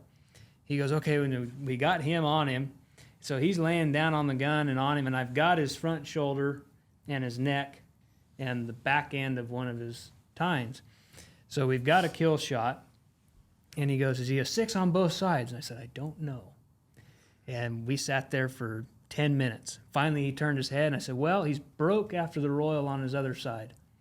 He goes, you sure? And I said, yeah. And there was actually a moment where he was going to kill him before I told him that. And he goes, okay, I'm going to kill this bull. And I'm trying to talk him out of it real hard because he's not that great of a bull. Mm-hmm. And he finally turns to me, and I'm like, dude, we've had this in our heads all week, and I know what you've killed before. I know you're upset and you want to kill something. We all are. But there's a high possibility you're going to walk up on this bull and, maybe not be very thrilled. And he's like, yeah, you're right. That's a good point. I said, plus he's busted behind his royal on the other side. He goes, okay, well, I'm not shooting. Then he gets off the gun. That was still a fun encounter. Like that was by far where we were most dialed. Because was Jeffrey in that though? he was not in that. He was in a different group. But we couldn't really move because there was like 15 bulls below us. So now we're like surrounded by like younger bulls. Gotcha. We can't really get to Jeffrey without blowing out the whole canyon, and we'd already been in the canyon a bit. So it was like we were pinned down, but we're up on this rock pile, 80 yards, and you can barely make. Like you're in your binos at 80 yards. Like a bull elk, you should be able to see with the naked eye, right? But it's Bet so you guys thick. didn't have the SIG stabilized binos, did you?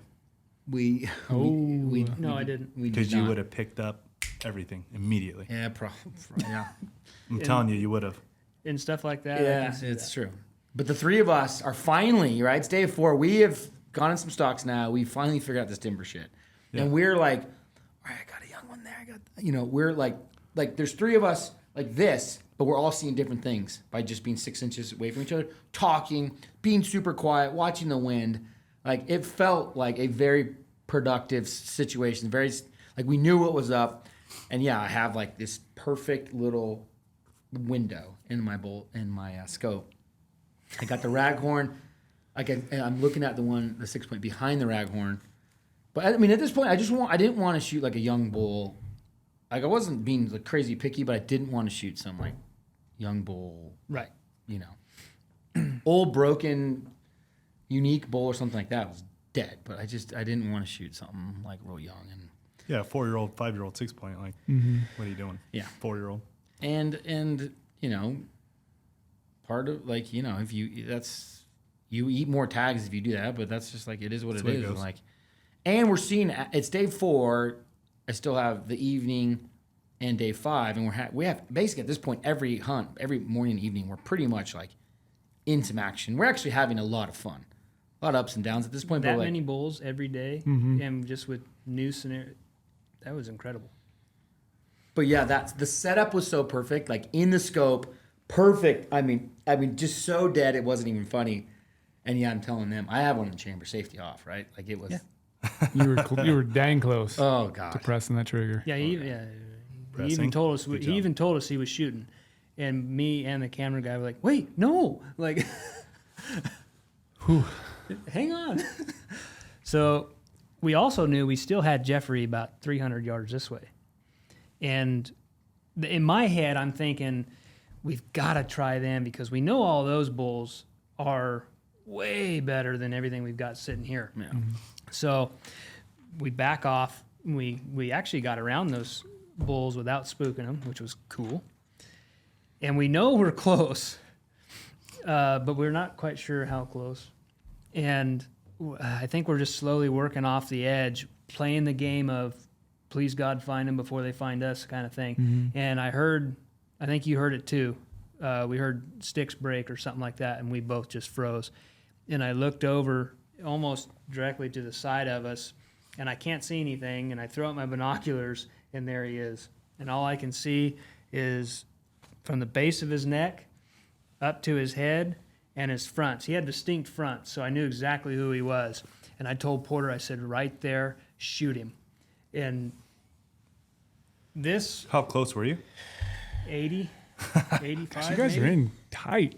Tight. Yes, that that's timber. how thick this is, and Yeah. it's a weird, like it's a Timber weird is hard. thing being. I'm like, that's him. Put it on his neck and kill him.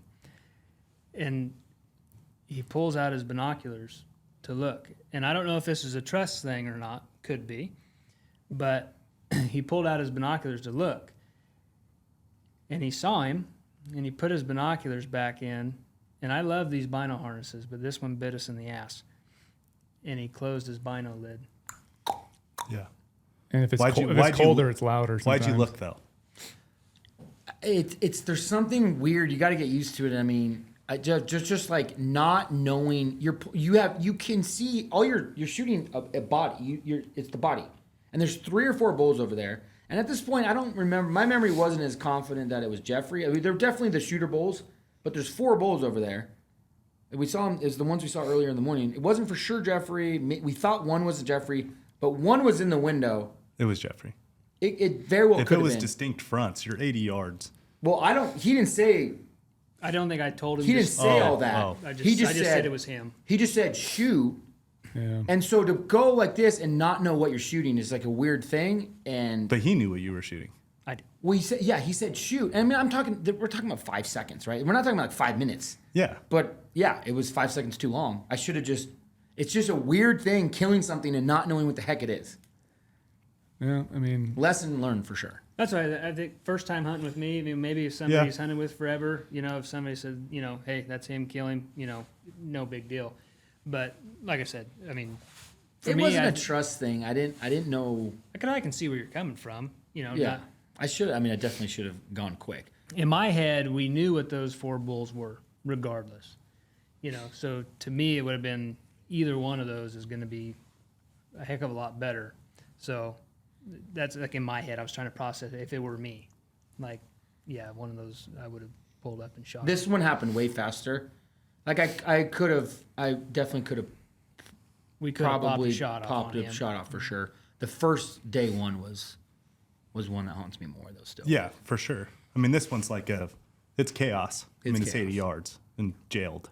Like Yeah. the first one was none of that. But anyway, it still should have.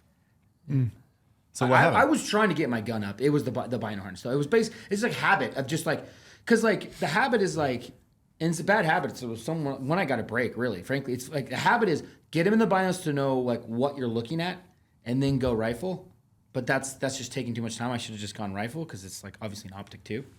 But because I didn't see him right, and so he's a foot over from me, so I'm trying to know what he's looking at. yeah, you want to make sure you're shooting the right bull too. Yeah, it was the snap of the bino harness, the magnet on the bino harness. when they all busted. Instant. Like I mean, snap, and then you just heard, and I looked back over, and he's gone. I went, Oh, yeah. It was a Oh bummer. boy. Yeah, that was lowest that was lows a again. couple days of up close and personal, and yeah, that was. And we passed a bunch of young bulls like every day, like the whole time. Could have shot a couple off the knob that were young, but yeah, that was the third lowest point. That still wasn't as bad as day one or what Jeffrey did to us. That one was just like running and gunning. I actually still had fun on that stock. That was like there was a lot of action in that one. Oh yeah, no, that was. But it was still The interesting part about this little area was this canyon, or this little basin, was all that we had. We tried looking on all sides of it, behind it, everything. Not huntable. Not rifle-wise. Archery, different story maybe. Yeah. Or if they were full rut kind of thing. But it was, you either had a shot from the knob or you're getting right up on him. Were they making any noise, the big bulls? After the first night, We heard bugles throughout the next few days, but I mean onesies and twosies, and most of the time they were from way down canyon. But anything It wasn't enough that you could like triangulate and move in on. Well, Right. no, Yeah. and everything that was vocal was pretty dinky. Like they were young. It was like young teenagers trying to get the leftovers. Yeah. The big bulls were acting super smart late season. Every mature bull like encounter we had, they act. I mean, they spooked and they are gone. Yeah. They are. Yeah, it was trippy. Yeah, I know. Oh God, it's such a. And then day 5. It was the only day we didn't see new bulls. Yeah, day 5 was the only day we hadn't We seen. saw the Really? same group that was up underneath us the day before, the smaller guys. We hung it out there for a couple hours that morning, and that was all she wrote. Ouch. It was tough. Nothing that night, that whole day, nothing. No, No. that morning. Go ahead. We had to pull out that day, fifth Yeah. day. Yeah. So we pulled out that afternoon. Hunted all into the late morning. Didn't turn up. I mean, we turned up a bunch of teenage bulls. You didn't hunt clear to the bitter end? Not that evening. No, we had to pull out. We hunted like closer, like some different spots that evening or whatever as we pulled out. But no, we wanted to pull out Why? because like You're digging into it. to pull to. I mean, at this point we've been gone 8 days, Yeah.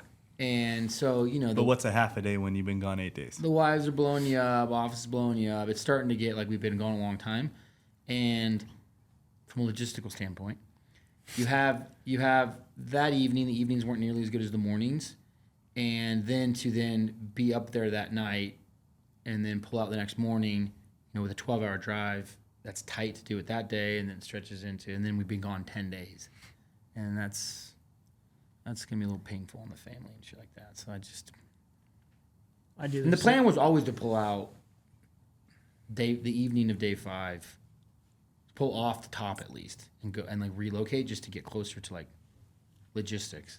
We had to drive home the day after the hunt. That was always the plan. So My itinerary was planned. So, You didn't have a choice. yeah, I don't regret that part of it too much because, I mean, I don't regret that much. I mean, we had 2 to 3 very legit shots. It was the most fun hunt I've ever had where we didn't punch tag. Like, we had a good You had Good hunt. opportunities. You were We close. Saw bulls. stocks. We had a bunch of different conditions. I mean, we got the full backpack experience, which is what I wanted, and there's definitely a lot of mixed emotions. Obviously, driving home still stings me pretty good. Burning some points. Yeah, well, and then you chase the that was the other thing too. We chased really good bulls the first 3 days. 3 days in a row had legit encounters and all that, and then I don't know. I mean, I could tell Scott wanted to see something go down. He didn't care what, but so I felt bad that we didn't get that part of the experience. But I don't know. I have a weird, like, I don't know. I don't like just killing to just kill. I want to kill and like, I don't know. I just like I don't want to just kill anything I see. I wanted something mature. That was the goal from the start, and I didn't want to change off of that. I had plenty of chances, and I think between Scott and our camera guy, they didn't love that. They wanted something down. both of them wanted death upon them. Now that was the most action I've had in one spot in that short amount of time. Just morning, afternoon, night. I mean, it was just weird. It was pretty incredible. Yeah, a lot of elk. And bulls. You said you only saw 3 cows the entire time? Yeah. Yeah. Oh, and remember the mule All deer? bulls. Yeah, the mule deer. The I fair species. I'd have to, by far, I'd have to find video of this, but I got a video of there was one mule deer doe walking up the hill. Right behind her was a bull walking up. 5 foot behind her. Right behind him was the other doe. Those 2 does lived in there. They were there all the whole time, followed by another bull. And they're just walking. And the first one would stop and feed. The bull would stop and feed. And I'm like, what the fuck is going on? Little I mean, I've sentries. seen them like together, but That's kind of interesting. Yeah. They were hanging. dude, they were chilling. Yeah. That's why when those does busted, the bull busted too. Because Oh, typically, I've been on so many hunts where busted doe and the elk don't care. Yeah. Yeah. but they obviously were like, it's like busting another elk. Yeah. It was the weirdest thing. Gear check though, remember we were talking about eyewear going in. Figured out my system. Figured it Changed out. my contacts midday when there's daylight and all that, Oh, yeah. using the camera, and then keep the contacts in through the evening, through the morning hunt, and change them midday. You slept in them? Yep. Oh, I can't do that. But if they're fresh, like I basically would change them at 2 or 3 in the afternoon, so they're pretty fresh through the evening, and then they didn't bother me at all in the morning. But that was a game changer. Not having to, never was late to their knob. Like that was a huge My eyes thing. are hurting right now thinking about that. No, I'm dead serious. We had water filter issues. 2 water filters busted. Two. Froze? I don't want to put them on blast, but we should probably. What were they? Mine was They were catadines. both Both of of them. them? How'd they bust? What was it?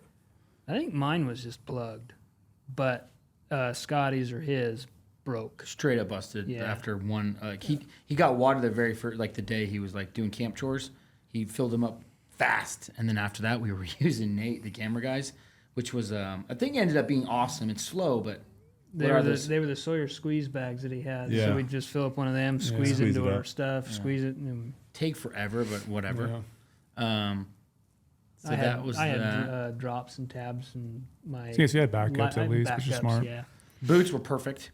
Didn't Yeah. need insulated with the Gators, even though it was cold. So I had the thick socks, rotated them. I had a pair of kind of regular thickness and then thick ones, and I'd rotate them because it got cold and warm. Like the weather changed pretty good. 0 degree was definitely a mistake. I was sweating. 0 degree bag. Yeah, I should have done the 15 for sure.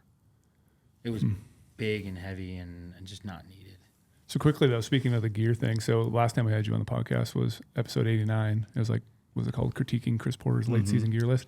What did you think of that new like format, Nate, of like having someone talk through the gear and having other people sit there and like critique it a little bit, give some thoughts. You can talk about it a little bit more in depth rather than one person just stand up there and ramble off. No, I loved it because I mean, even if it's not you, I think there would be some really good chatter from the gallery on said pieces, either straight informational questions or just maybe a little ribbing for why would you take that? Yeah. Yeah. It was thing. Porter, so it was a little bit extra ribbing. Oh so, yeah, that was We great. had to. Oh, Yeah. I'm gonna be on the other side with you and your 10 little pieces of toilet paper. You That's Dirtbag. disgusting. That's disgusting. I'm a dirtbag camper, yeah. I'll admit it. But I wish I knew if it was Instagram or the guy's name or it was on YouTube, but we did have comments lately because a lot of people know that we all wear contacts. Like, have you ever thought about LASIK? Because that's what the guy's question is, like, could we save a bunch of weight not having contacts, the ease of not getting our fingers dirty all the time, popping new contacts in. Have you looked at it?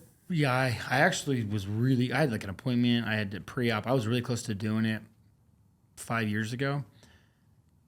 I got a little gun shy at the end about it. It's just like something laser my eye. I mean, the technology is so good now, but I don't know. Yeah, everyone says they have amazing experiences, but if your eyes are still changing, Yeah. that's when you don't want to do it because it could kind of wear off 10 years from now. So my eyes are still like changing. The prescription's slowly changing in the last 5 years, like a quarter point or whatever. Like, Getting worse? yeah. So I figured just wait till it really flattens out.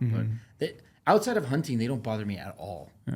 And so it's like, I don't know what problem I'm really solving. And now that I have my little hack system with like sleeping in it, it doesn't really call it a hack? bother me. Or do you call it a I don't want to call that a hack. compromise? It's a hack. My eyes are hurting just thinking about it. But I think about LASIK every day, but I am absolutely terrified of it. I'm terrified too. I'm like, not to try and make myself sound cool by any means, but I am good with surgeries and pain, and like it doesn't bother me. Like I'm totally cool with it. If I got to go do it, yep, let's go do it. Whatever, cut me open, all good. Like doesn't freak me out. I got 2 things in my life that freak me out and like genuinely terrify me, and I'm due for both of them. I got 2 healthy kids, and I'm done having kids. My wife and I both. So I got to get clipped. And I got to do my eyes. And I am genuinely terrified of both. And I think about them, and I'm like, I try to get myself to man up. And I'm like, I usually do a really good job of my internal man up to go take care of shit I need to take care of. And I can't do it. LASIK and getting clipped. I just can't do it. Dude, you have had legit surgeries. You are I've had tough as nails when it comes to that stuff. I am the worst at stuff like that. Where it couldn't be polar opposites. You dropped me off at my appointment where I got clipped. because you couldn't even drive. If I can do it, you can do that. It's just two things. Like I've had an unbelievable amount of surgeries, and like I'm got tattoos everywhere. Like I did shit that like that doesn't bother me. I could go in for a surgery right now on my shoulder again or my knees or any of that stuff, but just those two things. I don't know why. Genuinely, well, I mean, there's I got issues with my eyes being touched and my nuts being touched. Yeah, I mean, yeah. The eyes actually makes a little bit more sense. The nuts thing is genuinely not. You know me. I would say it's not. It's really not bad. I got a mental block on those two things. I don't know. Yeah, to me, it's hard to go into a surgery knowing it's elective. Yeah, Like, it's on you in a sense. Like you're doing it. You don't really need to in a sense, but I mean, I've essentially done elective surgeries. I didn't have to get my shoulder fixed or anything, but I did. I mean, I guess that's not technically elective because I knew my life was going to be so much better. Well, I mean, shit, I guess that's this way too. Your life's going to be a lot better with these two. But to me, it's procedures. eyes. It's like I can see, man. I can see right now. What if? The what ifs. Take my hearing. I don't want to live on what ifs in life. Take my hearing. Take my smell. I want my eyes. I mean, you're solving a bit of a problem with You are. the nuts one, but I don't know if you're solving a problem. I thought you were going to do the other ones. No, I'm like taking back my you are part. What But you can put your contacts on in the pitch black. Yeah, easily. Like it's I not. can too. It doesn't. So what problem are you solving? But I could also, It's more of a convenience. It's not bad. I mean, weight. Just think how many more. Wait, Just you're think how many more gonna- ounces you're of gonna pull toilet up the paper weight I card could on bring contacts? if I didn't have contacts. Hey, producer, bougie boy, what's the weight of 2 contacts?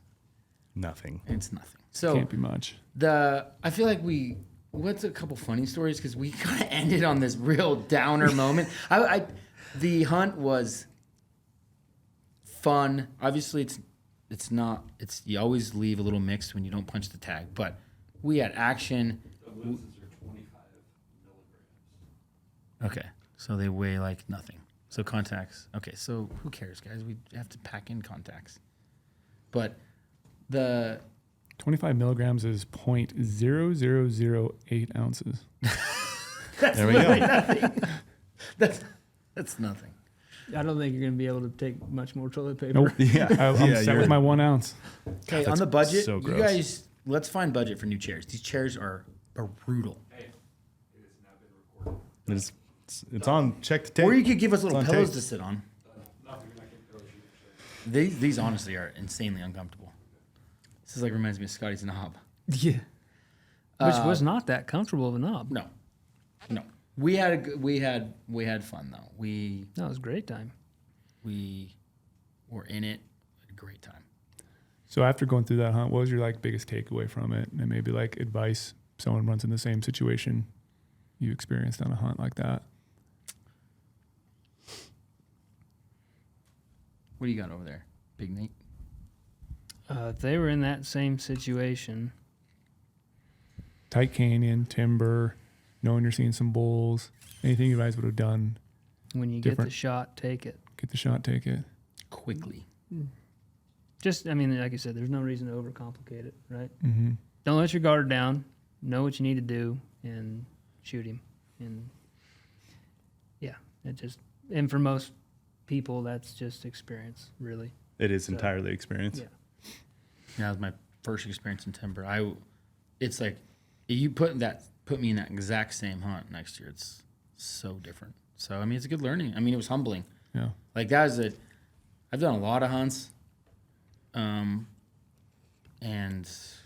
I felt like I've been hunting pretty legit for 10 years now, not 30. By no means like an expert, but I've done some pretty legit hunts. I've not been in those experience like that situation at all, and I felt very new, very fast again. It was humbling for sure, and it was like picking them up in the timber, like picking up the movement, picking up the quickness, and you have to think so quickly, and you have to just if you shoot the wrong bull, it is what it is. Like those situations, like they're not perfect. Mm-hmm. Yeah, So- never perfect. No, I mean from a logistics side, food side, gear side, like all of that was dialed. Like Of course it was. That's what you're good at. That's not your first rodeo there. No, Yeah, that's dialed. Speaking of though first rodeos, young Omar had a question. Young Omar had a question for you. Before we start the podcast, he's like, "You got to bring this thing up." So recently, he got back the photos from Nate from the whole hunt. He's like, Little Nate, Not this Nate. Yep. Camera guy Nate. And we were looking at him as well, and we're like, what can we really do with some of these photos? Like, they're baller photos. Like, he's a great photographer, phenomenal photographer. But just the talent behind the photo, Christopher Porter's backpack situation. Porter, you got to start taking, you got to have a tight ship when it comes to your backpack.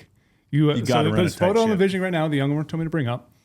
Porter has his backpack. It looks kind of nice. Some straps are kind of going here or there, but whatever. Backpacks sometimes have a lot of straps. He has his tent strapped to the bottom outside his backpack.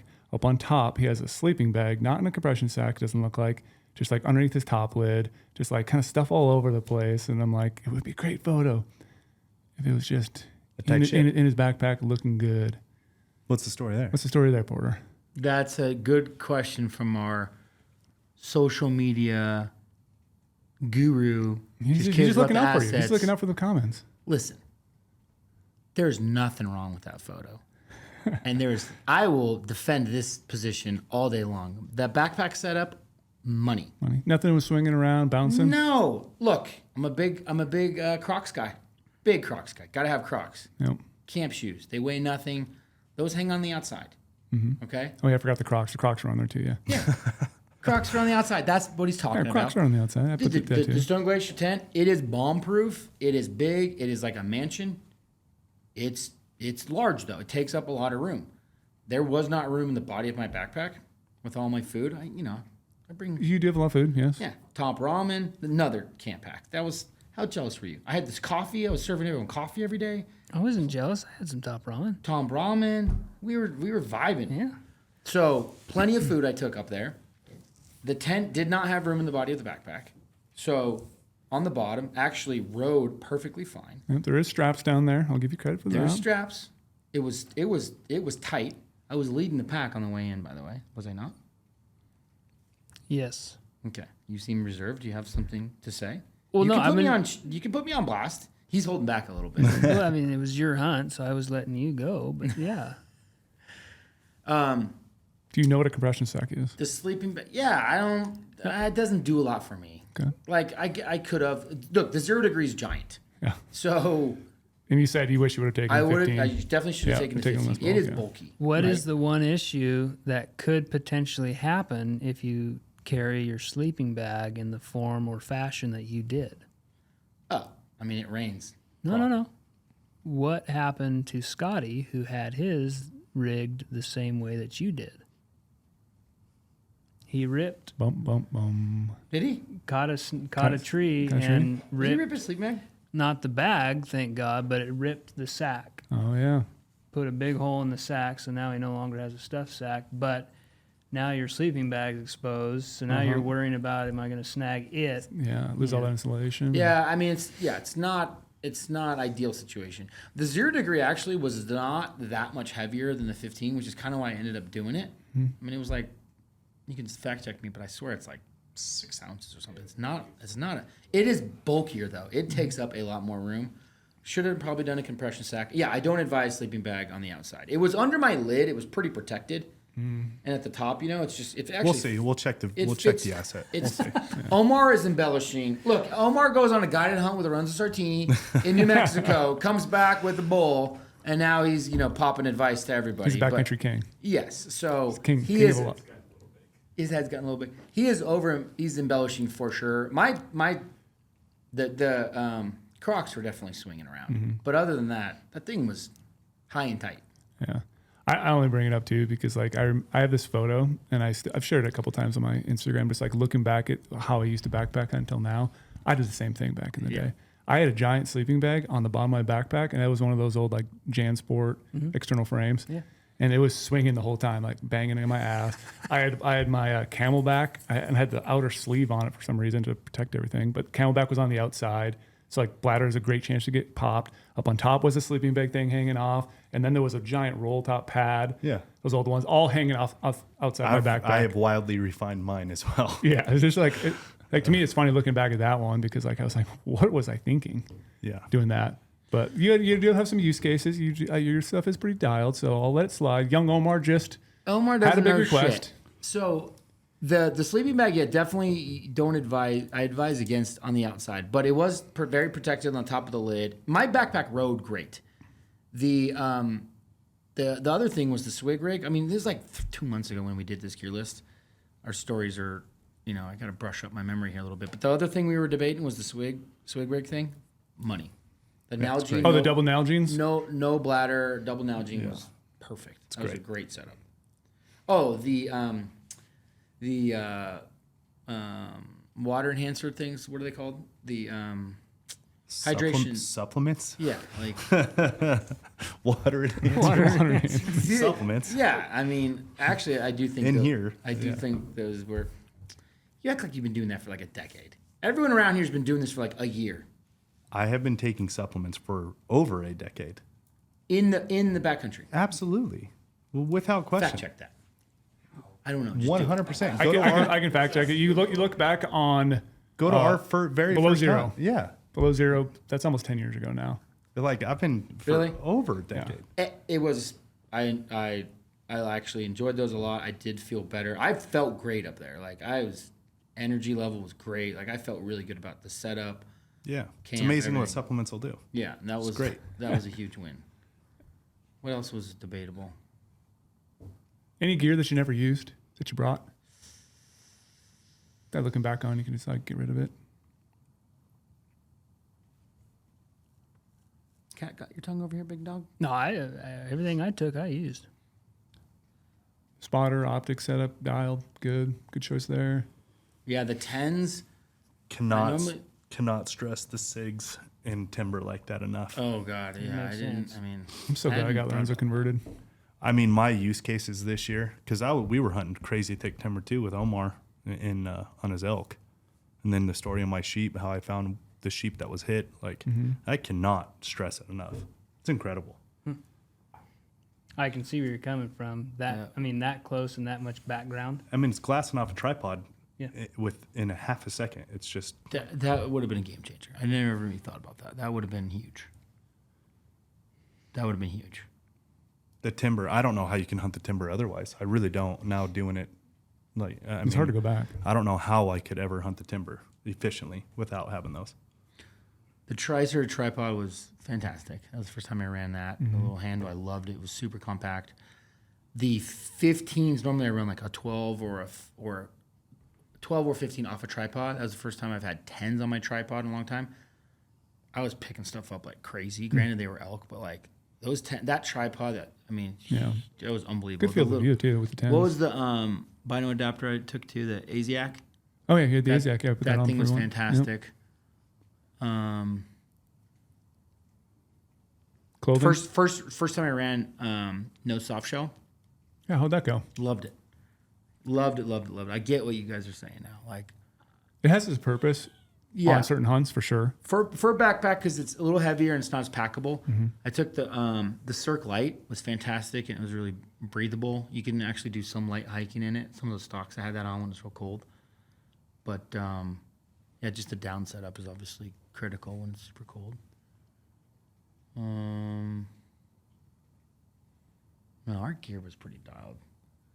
We were ready to kill. We just didn't kill. Still Well, gonna be there we still go. gonna be a film coming out on the hunt. Yeah. I mean, look, That much action, you have to. yeah, and it's hard. Like when I came back, all my non-hunting friends like, "Wait, you were gone 8 days? You didn't, like, you were just hiking around?" It's like, no, it's hunting. You don't always kill. But real. yeah, it's painful, but it's part of hunting, and like especially when you're trying to hunt like mature animals, that sucks. It's not fun. It's part of hunting. So a lot of my non-hunting friends they don't get it. Yeah, no this shit meat, ain't- no meat. This shit ain't No. a guarantee. No. Like, you actually got to work pretty goddamn hard. Could have been giving all your friends jerky and sticks for Christmas. Could have been. I mean, to kill, mature, the animals that should be being killed. Like to kill one of those, shit's hard work. You got to work pretty goddamn hard. And I'm proud that he held the line, didn't Yeah. drop down to shoot something else just to shoot something. It's tough there. Comes with maturity. It does. I mean, I had to grab a hold of the collar a couple times. I got one more question. Again, it comes from our awesome friend, Young Omar. Is Chris Porter ever going to get into archery? I'm really close. Watching Lorenzo's archery shop next door, I share one with him, and I pop my head in there, and he's.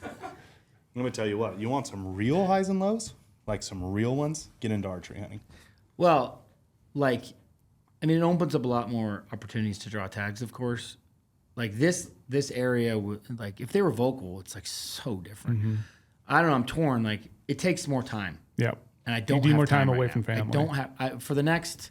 How old is my oldest? My oldest daughter's 9. Until she's 16, I'm like coaching her sports in the fall and this and that. Time is precious.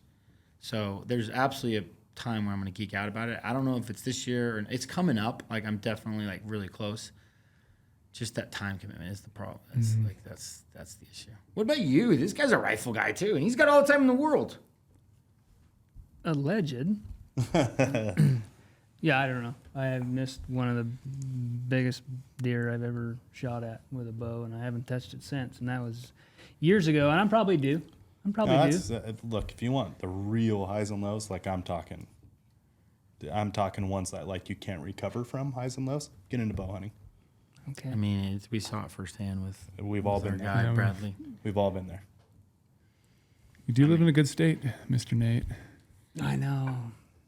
Picking But up I'm the bow. okay. So here's my biggest peeve, and it's I'm a hardhorn guy. I don't get me wrong. I love mule deer, big and small, love them all. But yeah, hardhorn. I just not velvet. Nope. I don't know Not why. your look. I don't. Yeah, I don't. I really don't. I do. I think hardhorn are better looking. Yeah, I do. I think it's better looking. Yeah, for those of you wondering, Nate lives the dream. He relocated to Wyoming, 2 years Couple ago? years ago. So he gets to go buy deer and elk tags at Ace Hardware. Oh, live that dream, buddy. All right. So before I get yelled at by Katie, and before our camera overheats, we gotta call this one. We can definitely do that. I appreciate you guys coming on. I'm only 25 minutes late. Katie should be super happy. We all get yelled at by Katie. Yeah, we all do. Thanks for having us on, guys. Thank Yeah. you. Most Thank you. requested guest, Christopher Porter. Yeah. Round of applause. There we go. I won't be asked back with how depressing this one was. No, this was solid. I like this one. Thanks, man.